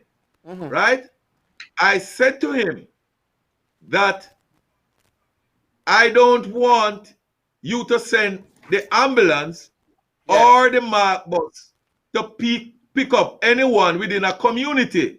Because when you do that, the rest of family that is there are stigmatized. So please, if you can arrange an unmarked vehicle to pick up these people, it will be much better. But let me ask you. He asked me. Yes, go ahead. He asked me for the young miss number. I text the number to him. Unfortunately, the young miss take a taxi and go to the center to get tested. Now, we don't know if the young miss is positive or negative. And what she have done also put the rest of passengers who travel on that vehicle in danger. But the government give you the impression that everything is scientifically and logically worked out and organized, and they're tracing the various persons who they have information on, so they're doing the necessary mitigating measures so that one person, if they are contaminated, do not affect on the person. But this sound like chaos. But the minister is at one leg saying one thing, and the prime minister is at a press conference saying the other thing. Is like mirror, mirror on the wall, who is the fairest of them all? Because there is a lot of PR, but there's no structure and nothing. Mayor Scott, Mayor Scott, is he there? Yes, sir. Yes, ma'am. Mayor Scott, is there, what is the feedback you're getting from the people in the various political divisions of the parish council as the council speak to you and they come to you for your meetings, whether your virtual meetings or your actual meetings, in terms of how people are feeling about what's happening on the ground? Because what it looks to me is that St. Catherine itself is likely to explode right under the nose of the Prime Minister, and nobody seems to know or seem to care. What we are experiencing is a lot of gimmickry, a lot of talk, and no action to back up the talk. Because everything is being said, but nothing much is being done. As is evident even today, because one of the problems, Penny and your listeners, is people have still had the panicky in their heads, and it is being shown right across the board. Even because you see, you have not told the people of St. Catherine that here are some institutions that are going to be open, and what is going to happen for those institutions. People just wondering, one of the one out there are open, one of the one out there are open. And so when they hear that one is open, oh my God, the place is overcrowded. But and these are the things that are... Is this the kind of a pattern across other parishes that you have been getting the report from your colleagues across other parishes? Or is just St. Catherine alone is in this dilemma? Remember that St. Catherine is the only parish that has been locked down, you know. But how can you lock down St. Catherine that have 2 mayors and you're not talking to none of them? Then how the thing is going to function? But Tenny, I must also draw to your attention. You know that our senior citizens is the most vulnerable ones. Exactly. And we have to protect our senior citizens. Today, or before, the government announced that they will be paying some money advance to them for April. When the people went there before they closed down the parish to collect the money run out. So they did not get the money. And they traveled from They far to went come back pick up the today. liquor money. Yes, they went back today. And they were standing out there in long lines, although they were maintaining the social distance. And money run out again. Oh, dear God. And they have to get the money to go to fill their prescription or buy food. So our senior citizens is also at risk right now. What the government simply need to do is to meet with both mayors of the parish. Let us sit down and put a plan in place. Give us some information that we can also share with our residents. As the Prime Minister... Lack of information is the problem. And that is what is causing the scared of the people. But the minister is on TV every minute and saying all sorts of things, and the Prime Minister is having press conference every evening. And it's like a beauty contest between the two of them who can feature more on TV, but there's nothing is happening. Norman, has the Prime Minister visited the parish and invited you to any kind of meeting or gathering for discussion about what is going on? The Prime Minister came to Spanish Town, I'm told, Saturday afternoon. I only saw a tweet. The Prime Minister, excuse me? I said the Prime Minister, the most honorable Prime Minister, came to Spanish Town on Saturday afternoon. And he said he came to see what was happening. I only saw a tweet. I was never informed that he was coming, so I would make that. The member of parliament for the constituency that he visited was there. I don't know. All What I part can of say Spanish though, Town he visited? I'm told it's on Cumberland Road. All I can say though, Tenny, all I can say is that at 10:30 p.m., one wholesale, which is right on the Ties Pen, Leslie Pen or Leslie Garden, Ties, yes, whatever, on that stretch of road. Yes. The owners called me to say that police came and wanted to charge him for going beyond the time that was allotted. And I actually called my minister, who advised me that he thinks the Prime Minister had given an additional hour for businesses to go on. So I indicated to the gentleman, the operator, owner, that in case there is any problem leading after that, he's to get in touch with me. I have not heard anything more as it relates to that incident. But I can only say that persons had to go home without getting anything to purchase because the police actually asked the people to go home. And this was about 10:30 on Saturday night. Gentlemen, have you both tried to petition the Minister of Local Government, to whom you have a direct line of communication with, so that he understands what's the nature of the plight that you're having and the possibility that the pandemic can really be something that they do have no control over if it is allowed to just continue like this? The honest truth is that I have not, I speak with him on a daily basis. Even before coming on this show, I spoke with the Honorable Minister. But what is his take on the challenge that you're having? Well, he should have heard. He's hearing it.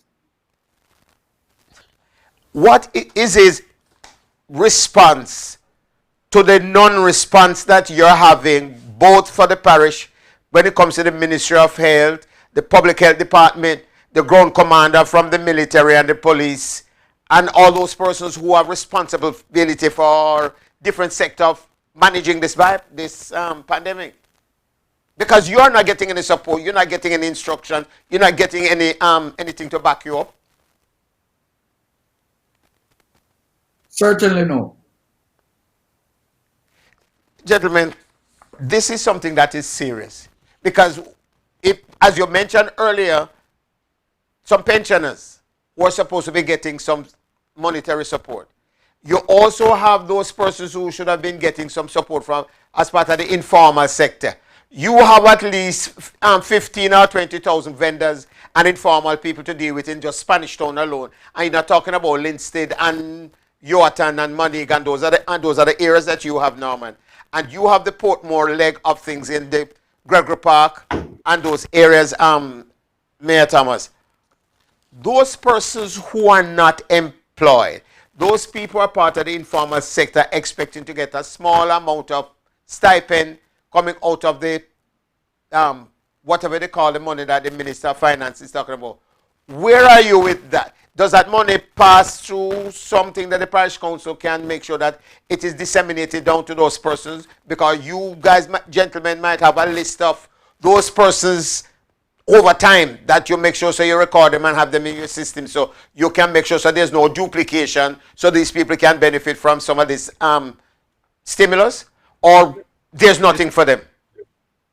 The system that was set up, that the minister set the system and asked that the personnels apply online. Oh dear God. So the parish council have nothing to do with it. And as far as I'm concerned, that application was made, but the people don't receive any benefit as yet. So when is that to take place? Because don't you have a list of vendors and itinerant and otherwise who operate within your jurisdiction? Tenny, just to add something to what Mayor Thomas said. When the program was being disseminated, the information, it was stated that the application would open on the 9th of April and that it would close on the 30th of April. Lo and behold, less than a week later, there was some decision coming out of the ministry that the date for closing had already been done. So almost before it announced it done?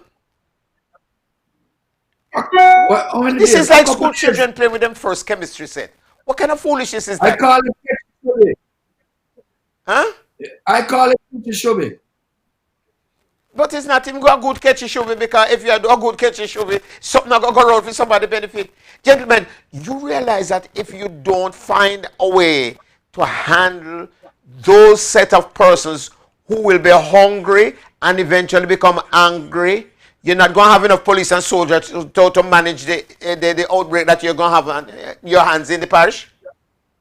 We realize that, Tenny, and that's the reason why myself and Norman Scott, every day we are on the street and trying to make certain that we work closely with our residents and provide some comforting words and try to put certain things in place for them to feel confident. So what happened to the $10 billion that the Minister of Finance have dancing and parading around, that has a substantial amount of it is supposed to go to those persons who fall below a certain economic level and informal sector? Warm to that. We can't answer those questions, Tenny. We cannot. We can only say that. Yeah. You just know nothing about that. It don't come within your jurisdiction. No, not at all. Prime Minister and the Minister of Health are using head to catch the door. And you are doing this on the eve of an election almost. Unless them figure them have the thing soaping at the bag, so therefore it don't make a difference. But we're talking about the lives of the people. From where we sit, Tenny, all we think that is happening is that the most honorable Prime Minister is on his own frolic of campaigning, and he's doing the best he can as it relates to campaigning, with no semblance of concern for the poor, the poverty stricken, and the poor people who are out there who used to go and hustle and who can't go and hustle anymore. I tell you something, Tenny. Like Mayor Thomas, I get $750,000 to prepare care packages for our people. And I started That's about to what, do 50 some people? That's about 50 people? Hold on, man. Hold on, man. No, hold on, Mayor Scott. Remember, this 750 that the mayors get and the 600 that the councillors get, we don't receive the money as yet. We have to be using from our own source to deal with it. So don't leave that out, Mayor Scott. So the money that you normally have to pay your infirmary staff and to pay your regular electricity bill and the other rest are recurring expenditure. You have to use it to support Corona. Yes. But thank you for reminding me, Mayor Thomas. And I went out into my division, Tenny. Because you know, you're thinking about the poor people, the people who can't help themselves, and all of those persons. These are the ones that you would have been looking to assist. Well, listen, look at young people who used to go buy some belt and some slippers to come back come sell. And come can't sell go and out do and go something. sell. Them more hungry than the poor old people them. So why I don't know, dog and yam with supper. Listen, I look at the newspaper and I see where 5 charged for robbery because they robbed some university students. And I see where another man was charged for some whole goat.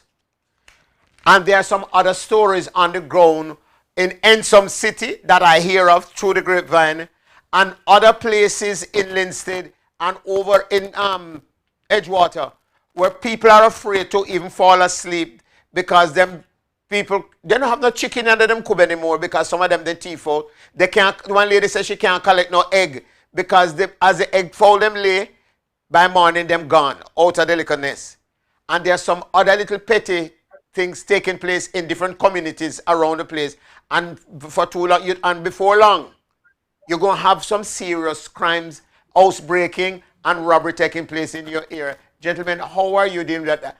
Is there a relationship with the police department to say how you might be able to help to mitigate some of that? And what kind of other support you can mobilize to help you to deal with it? Tenny, I must commend the police, Senior Superintendent Clive Blair, who every day and actually an hourly basis, we have a conversation. Because up to this morning, we were out there at 5:45, both of us, making certain that the people are there to the guidelines. And we are having several discussions how we are going to approach the situation on a daily basis. So I must applaud the police. And I really want to also say that I thank the frontline workers that are out there trying to make certain that they save life. And in the process of risking their life, I really want to thank them. But where the problem is, Tenny, is from central government, who is not communicating with myself or the mayor of Spanish Town. If they get that part right, yes, and we at the local level, we will now include all the councillors for the parish and also our civil society so that we can put a dent in the spread of the coronavirus. but with all the kind of a coordination and support, then nothing is going to happen. What is the most sensitive area you are concerned about, Mayor Scott, in your area of responsibility? What are the most sensitive areas that you are now concerned about? I'm extremely concerned as it relates to the care for those indigent individuals, and I'm also getting very worried because I know that Jamaica is a country that you have 3/4 of the population does that thing what them call hustling. That is Flat them foot job. hustling. Hustling. Flat foot Yes. hustling. And those persons, because of what is happening now, because of the closing down, because of the locking down of the parish, and they are unable to go to Kingston to buy them little things and take back to sell. They are now without any kind of income. I am worried about what might happen in a very short space of time. I am extremely worried. And I must tell you that as it relates to national security, which really doesn't fall within our realm of our operation, because we only try to have a good rapport with the police department. And I use this opportunity to big up one Inspector Watson, who I saw on Saturday all day manning that remittance service place on Brunswick Avenue. When I left there about 11 o'clock Saturday night, he was still there with the owner, ensuring that the place was under control. I want to use the opportunity to big him up and this team. So I also want to say kudos to the nurses and the doctors and all those persons who are responding to this COVID-19 pandemic. I want to use the opportunity to say kudos to them because they've been doing extremely good job with the little resources that is available to them. And I even hear that nurses now at Spanish Town Hospital has to be working 12-hour shifts. And I want to just say to them, you know, we are in their corners.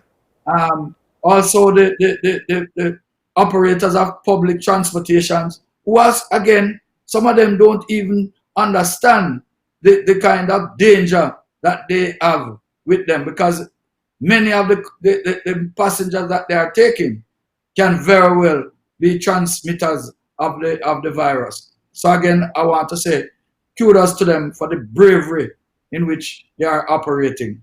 But I'm saying, as it relates to the concerns, those are some of the issues that I really want to see something taken care of. Increase the numbers of testing sites. I mean, we are copycat. We're not copying all the right things. Because if we were copying the right things, we would have seen what Italy did. The only success story that came out of Italy as it relates to pandemic is where they put a area together, lock it down, and test everybody in there. That's the only success story that came out of this pandemic, out of Italy. And if the government was really genuine about copycat and copying what other places doing, they would have copied that and see, since you locked down St. Catherine, open testing sites. My colleague is saying that Portmore have a whole lot of what you call guest houses, small hotels. They are all empty. Rent them out. Put all the people that we are now quarantined into these places. Other areas in St. Catherine have a lot of them too. Rent them out and use these places as quarantine areas so that the pandemic is not expanded in vast numbers as might happen if we don't really understand and deal with this thing effectively. Stop the talking and do the action. That's what we want the government to do.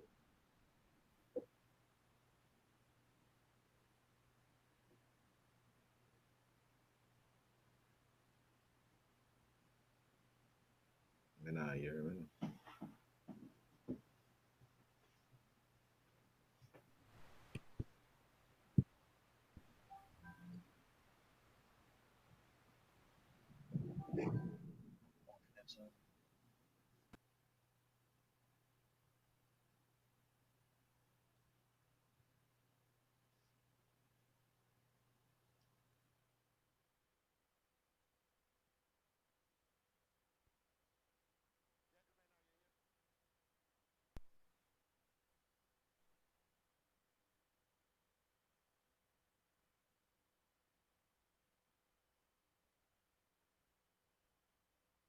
Yeah. Gentlemen, are you hearing me? Yes, I'm hearing him. Yes, I had a little bit of a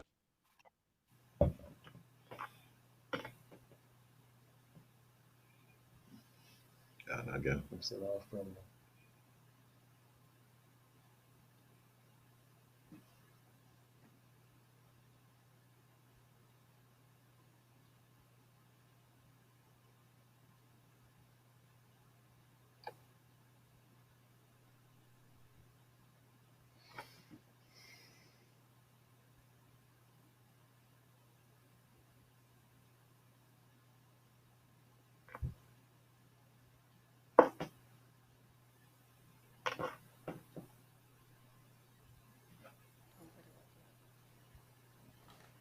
Can you hear me now? Yes, you hear me Yes. now. I remember the Check now, man. commercial. There was a commercial some time ago about can you hear me now? Okay, Leon, you hearing me well? I'm hearing you, Tenny, but I don't know if Mayor Scott is hearing you. Mayor Scott, are you hearing me? All right, I'll join him in a minute. I'll try to get that matter fixed. Now, as it relates to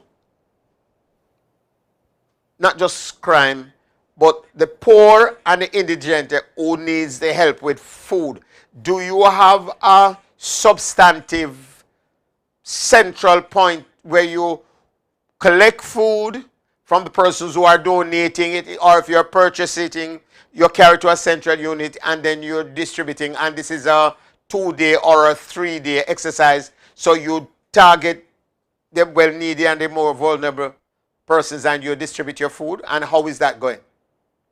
All right, Tenny, from the Spanish Town Department, that is from St. Catherine, where Norman is the mayor. Yes. What I've done that they have the kitchen that they provide meals, right, and they distribute some of the meals to me. Okay.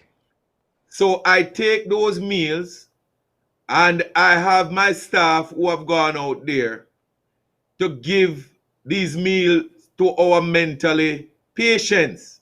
Mm-hmm. We distribute them 2 meals per day to them. So we have that in place. And how many meals you're talking about? That I receive? I receive 40 meals per day. Okay. For just Portmore, you know. Okay. But Norman have the bulk of the parish. Because remember, Portmore is just a dense community. Mm-hmm. But Norman have the larger part of the parish. So if and when you get the opportunity to speak back to him, he could tell you how much meal he provide per day. Where does the food come from to cook these meals? Where does Norman get it from? From out of his subvention? Out of his own source money. Through the Poor Relief Department. Now, for the care packages, yes, we have essential points that we prepare these care packages. And we have 12 counselors. So the counselors get some care packages to take into their division. We have a list of our physical challenge people who live within the divisions that they take care packages to. Mm-hmm. But as Norman explained, that giving the care packages to these people, the people who go out there on a normal day-to-day basis, there's a problem. because they are also hungry too. Oh dear But God. now I will explain how much meal per day the St. Catherine Parish Council have provided to give to our mental people across the parish. Mayor Scott, welcome Yes, I'm back. back. Yes. Yes. We were just looking at the amount of meals that you provide daily, how many people for your various sector of people that you feed, and where you get the food and the money from to be able to do all of this daily. Okay. At the start of this lockdown for St. Catherine, Honorable Minister advised me to ensure that the homeless persons, which we have a list of all the homeless persons for the parish, that they are to be fed twice per day. And Yes. funding for that is directly from the Ministry of Local Government. Okay. And we have been doing well so far with as it relates to that. What about care package? Care package. As it relates to care packages, the Poor Relief Department was given care packages for. They have a list of what they call the poor for the parish, and they were given packages from the Ministry of Local Government. They also have their own support base, and even today I was at Food for the Poor, trying to see how much we can shore up to add to what is already being given from the Ministry of and other entities that the Poor Relief does get their supplies from. So Food for the Poor do provide you with some assistance? They are providing, yes. As it relates to your members of parliament, how many members of parliament you have that falls within your jurisdiction?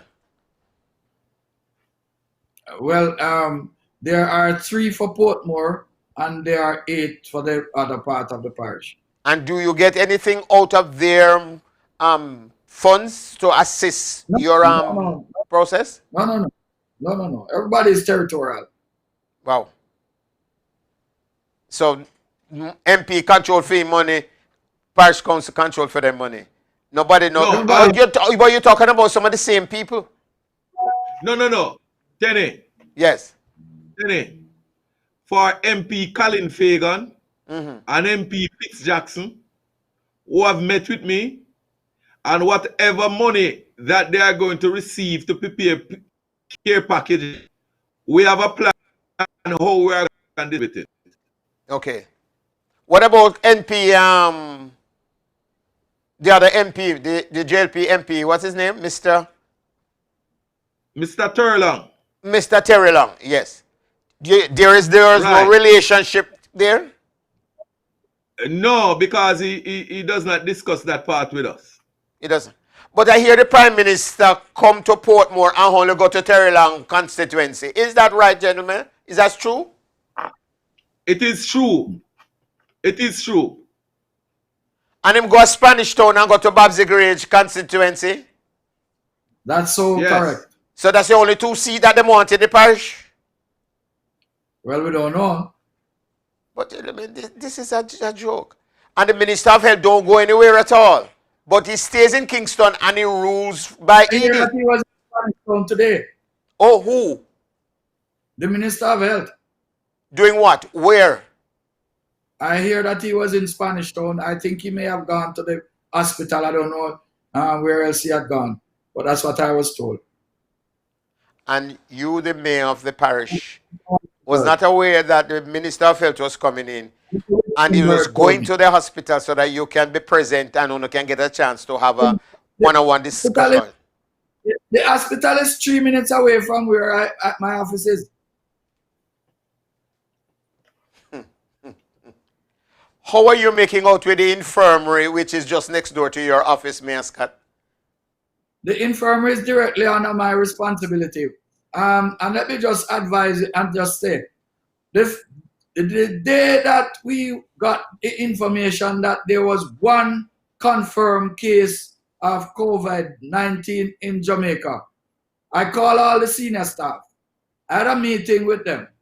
And of course, the councillors too. And we immediately put in place certain restrictions. One, no visitors would be allowed in the infirmary with immediate effect. All the persons that work in the infirmary, we decided that they would have to start getting tested, which is the the thing that tests your temperature. Yes. Yes, because we don't have the equipment to do the COVID testing. So immediately we instituted those things, and it is what is happening up until today. But you don't get any additional support from the health department.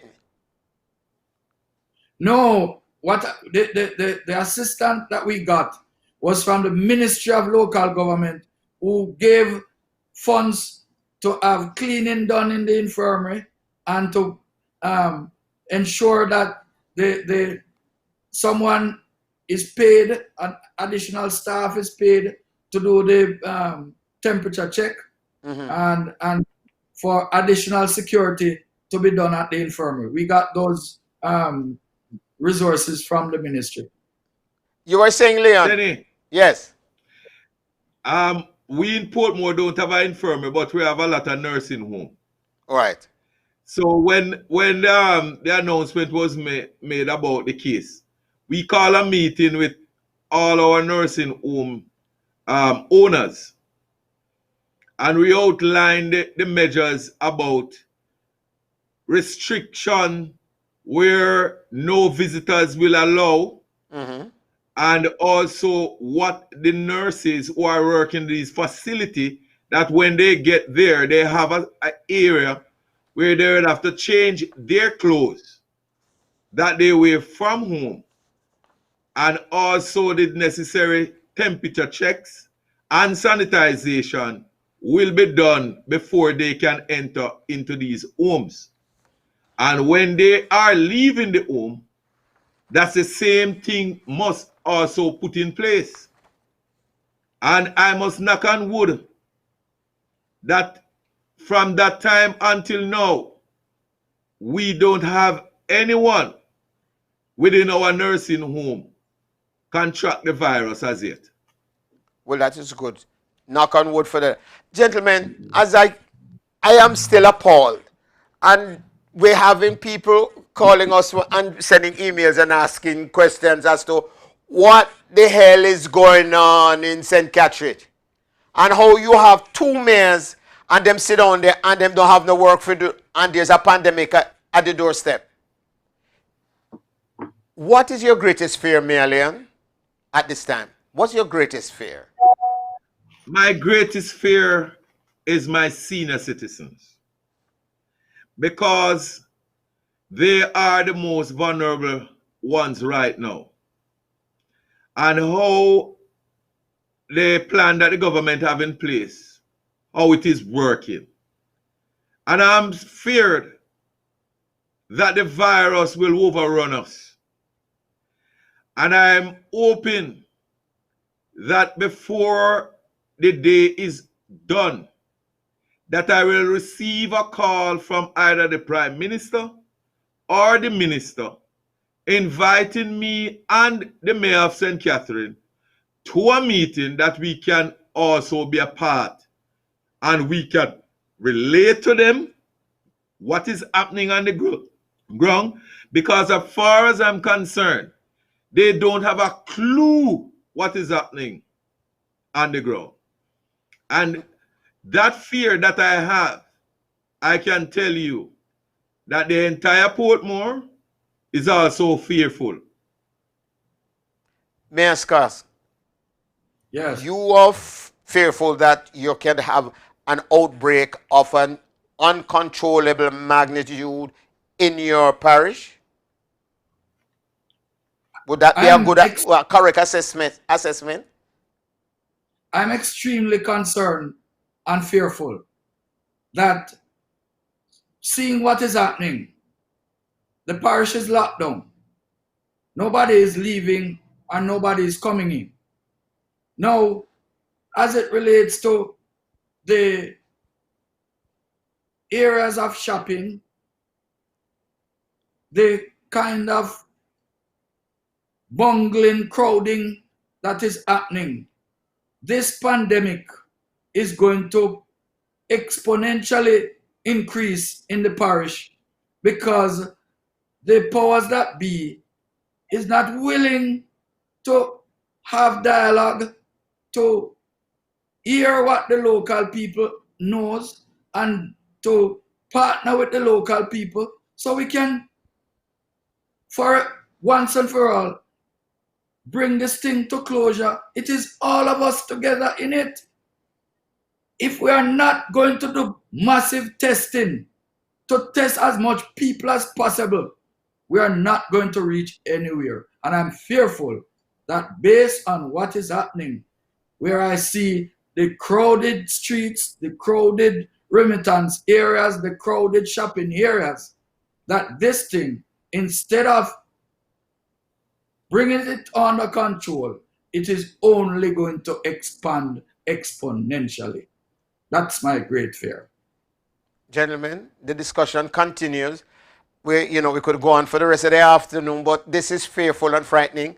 There are people now who have relatives in the Portmore and the Spanish Town area are expressing concerns as it relates to what is going on there in St. Catherine and why the government is being so irresponsible and not providing information and working in collaboration with two major local government entities in order to be able to bring some kind of a sensibleness to the activities in the parish of St. Catherine.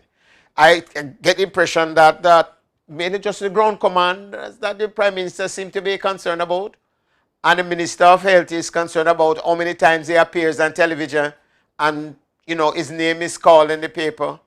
So it's like mirror, mirror on the wall, who is the fairest minister of them all? Gentlemen. But Kenny. Yes. Kenny. Yes, brother. I just want to bring something to your attention that happened this morning.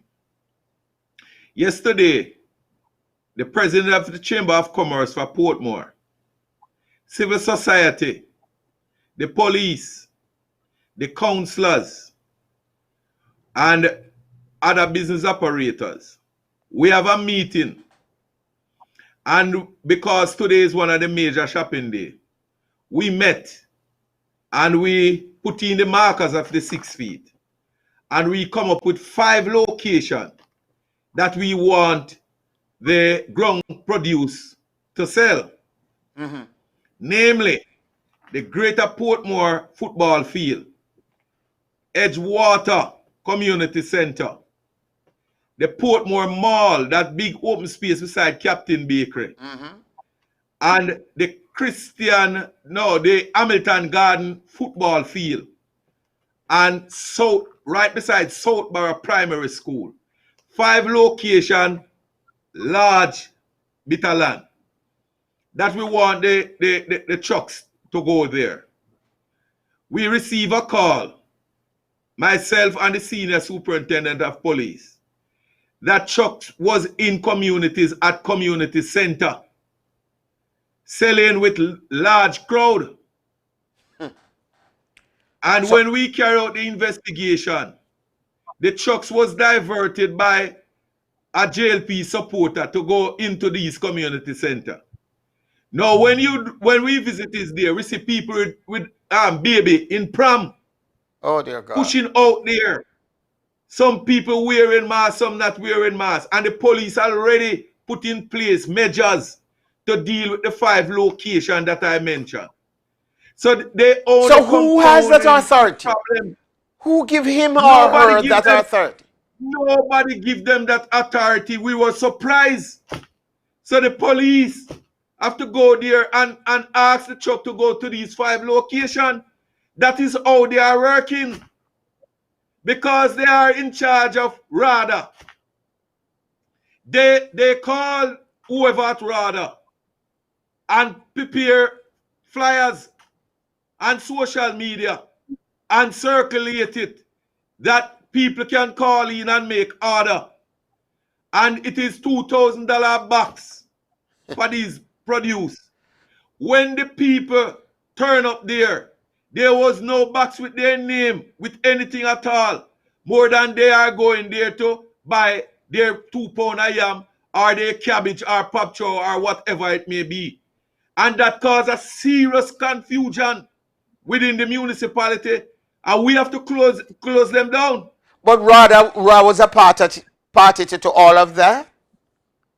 But rather put out something and said they are disassociating themselves from it, because there was a JLP supporter who is the advisor to the minister who want to run for a member of parliament position in Portmore. Oh, which minister? The Minister of Health?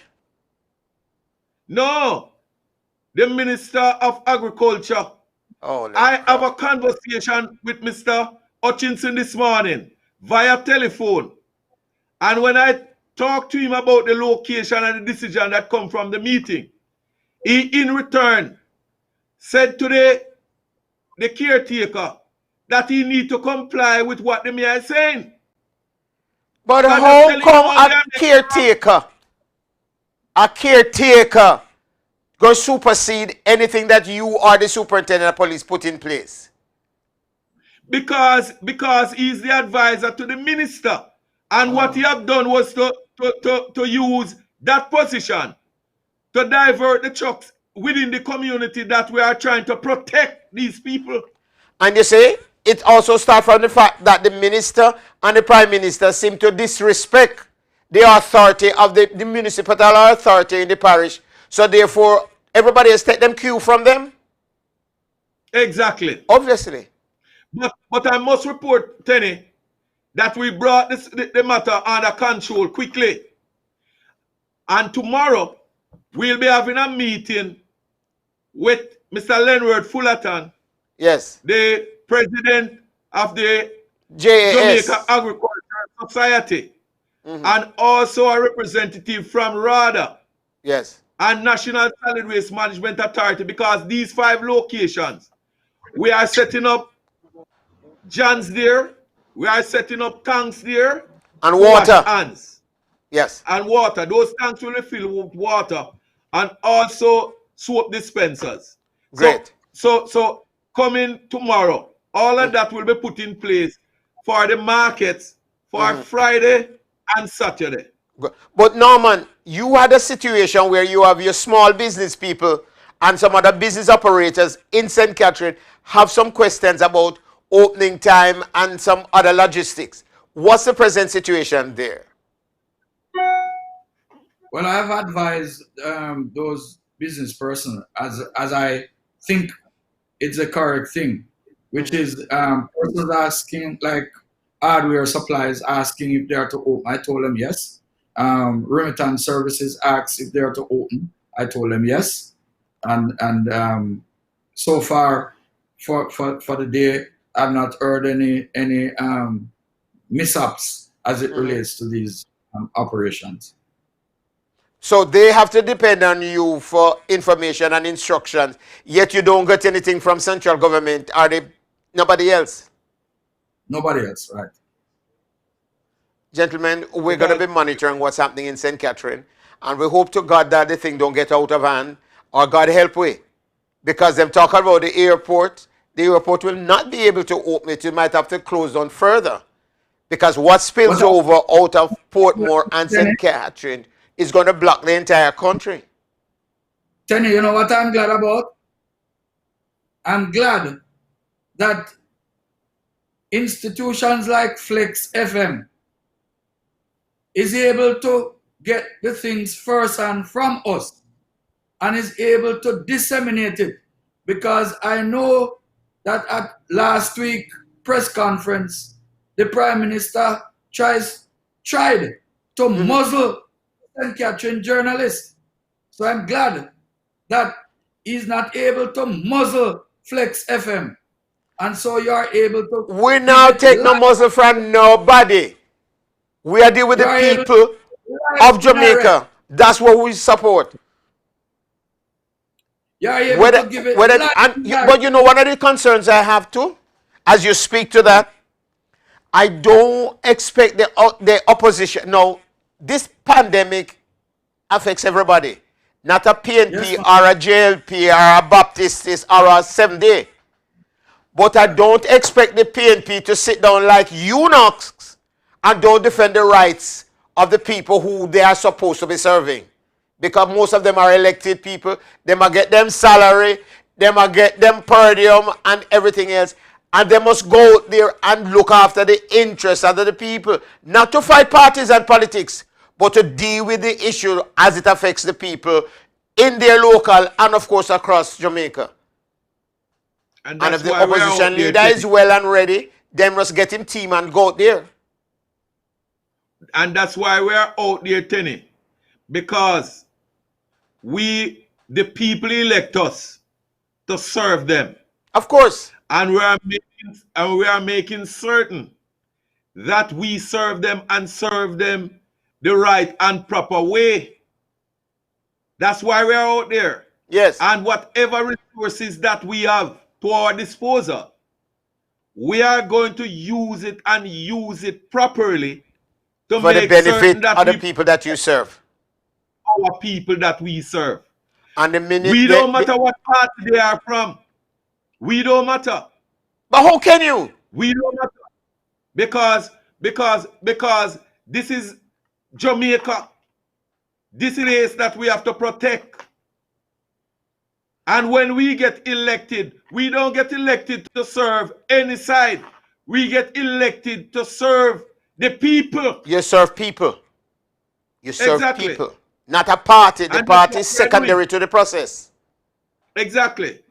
The opposition spokesman on health need to inform himself about what's happening or what's not happening in Portmore so that he can also bring issues of this nature to Parliament. These things must be on the timetable of Parliament for discussion.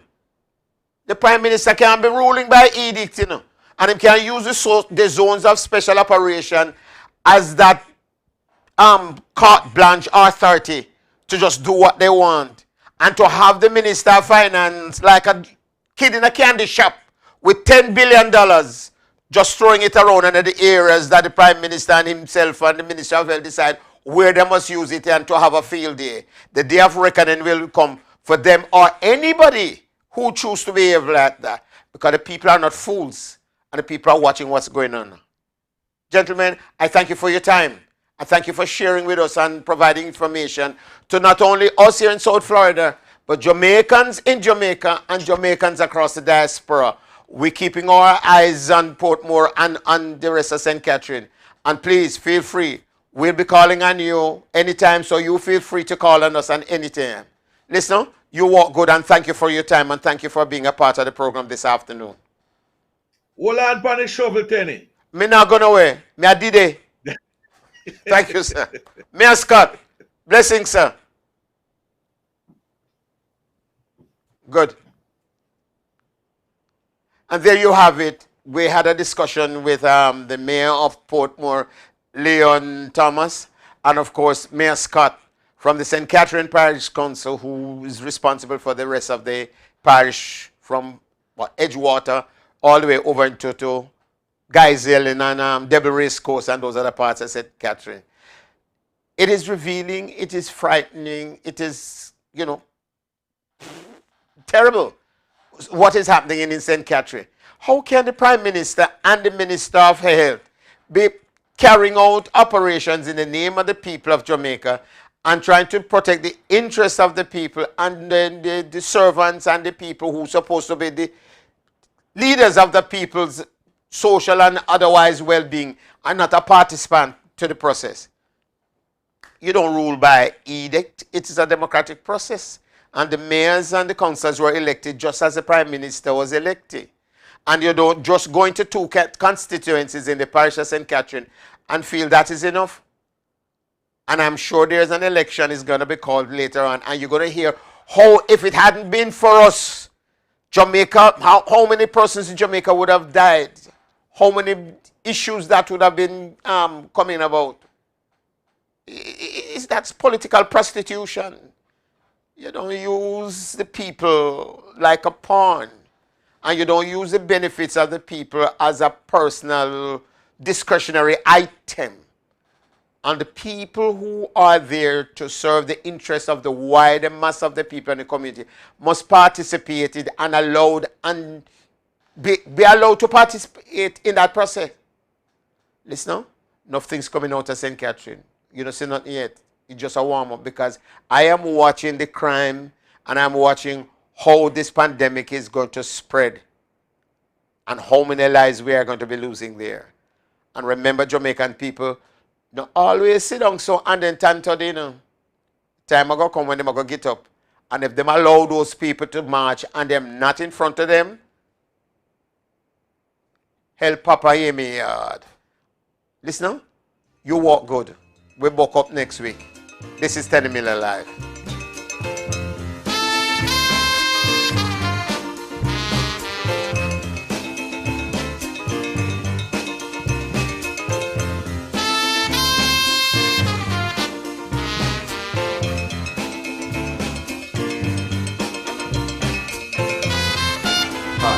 I'm TC Flexx, host of Lunch with TC right here on Flexx FM.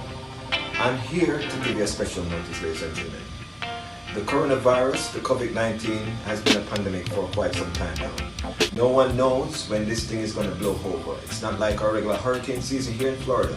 However, it doesn't have a beginning or an end date. So until such time, on behalf of Flexx FM and myself, I'm asking you all to take all the precaution there is to be safe with you and your family. And I'm asking you, if your government issue a warning, please take heed and follow each warning there is. Until such time, ladies and gentlemen, keep watching me on Lunch with TC, Monday through Friday, between the hours of 12 and 2, when we give you the coronavirus updates and more. Keep it locked. It's Flexx FM, the only station that gives you nothing but the naked truth.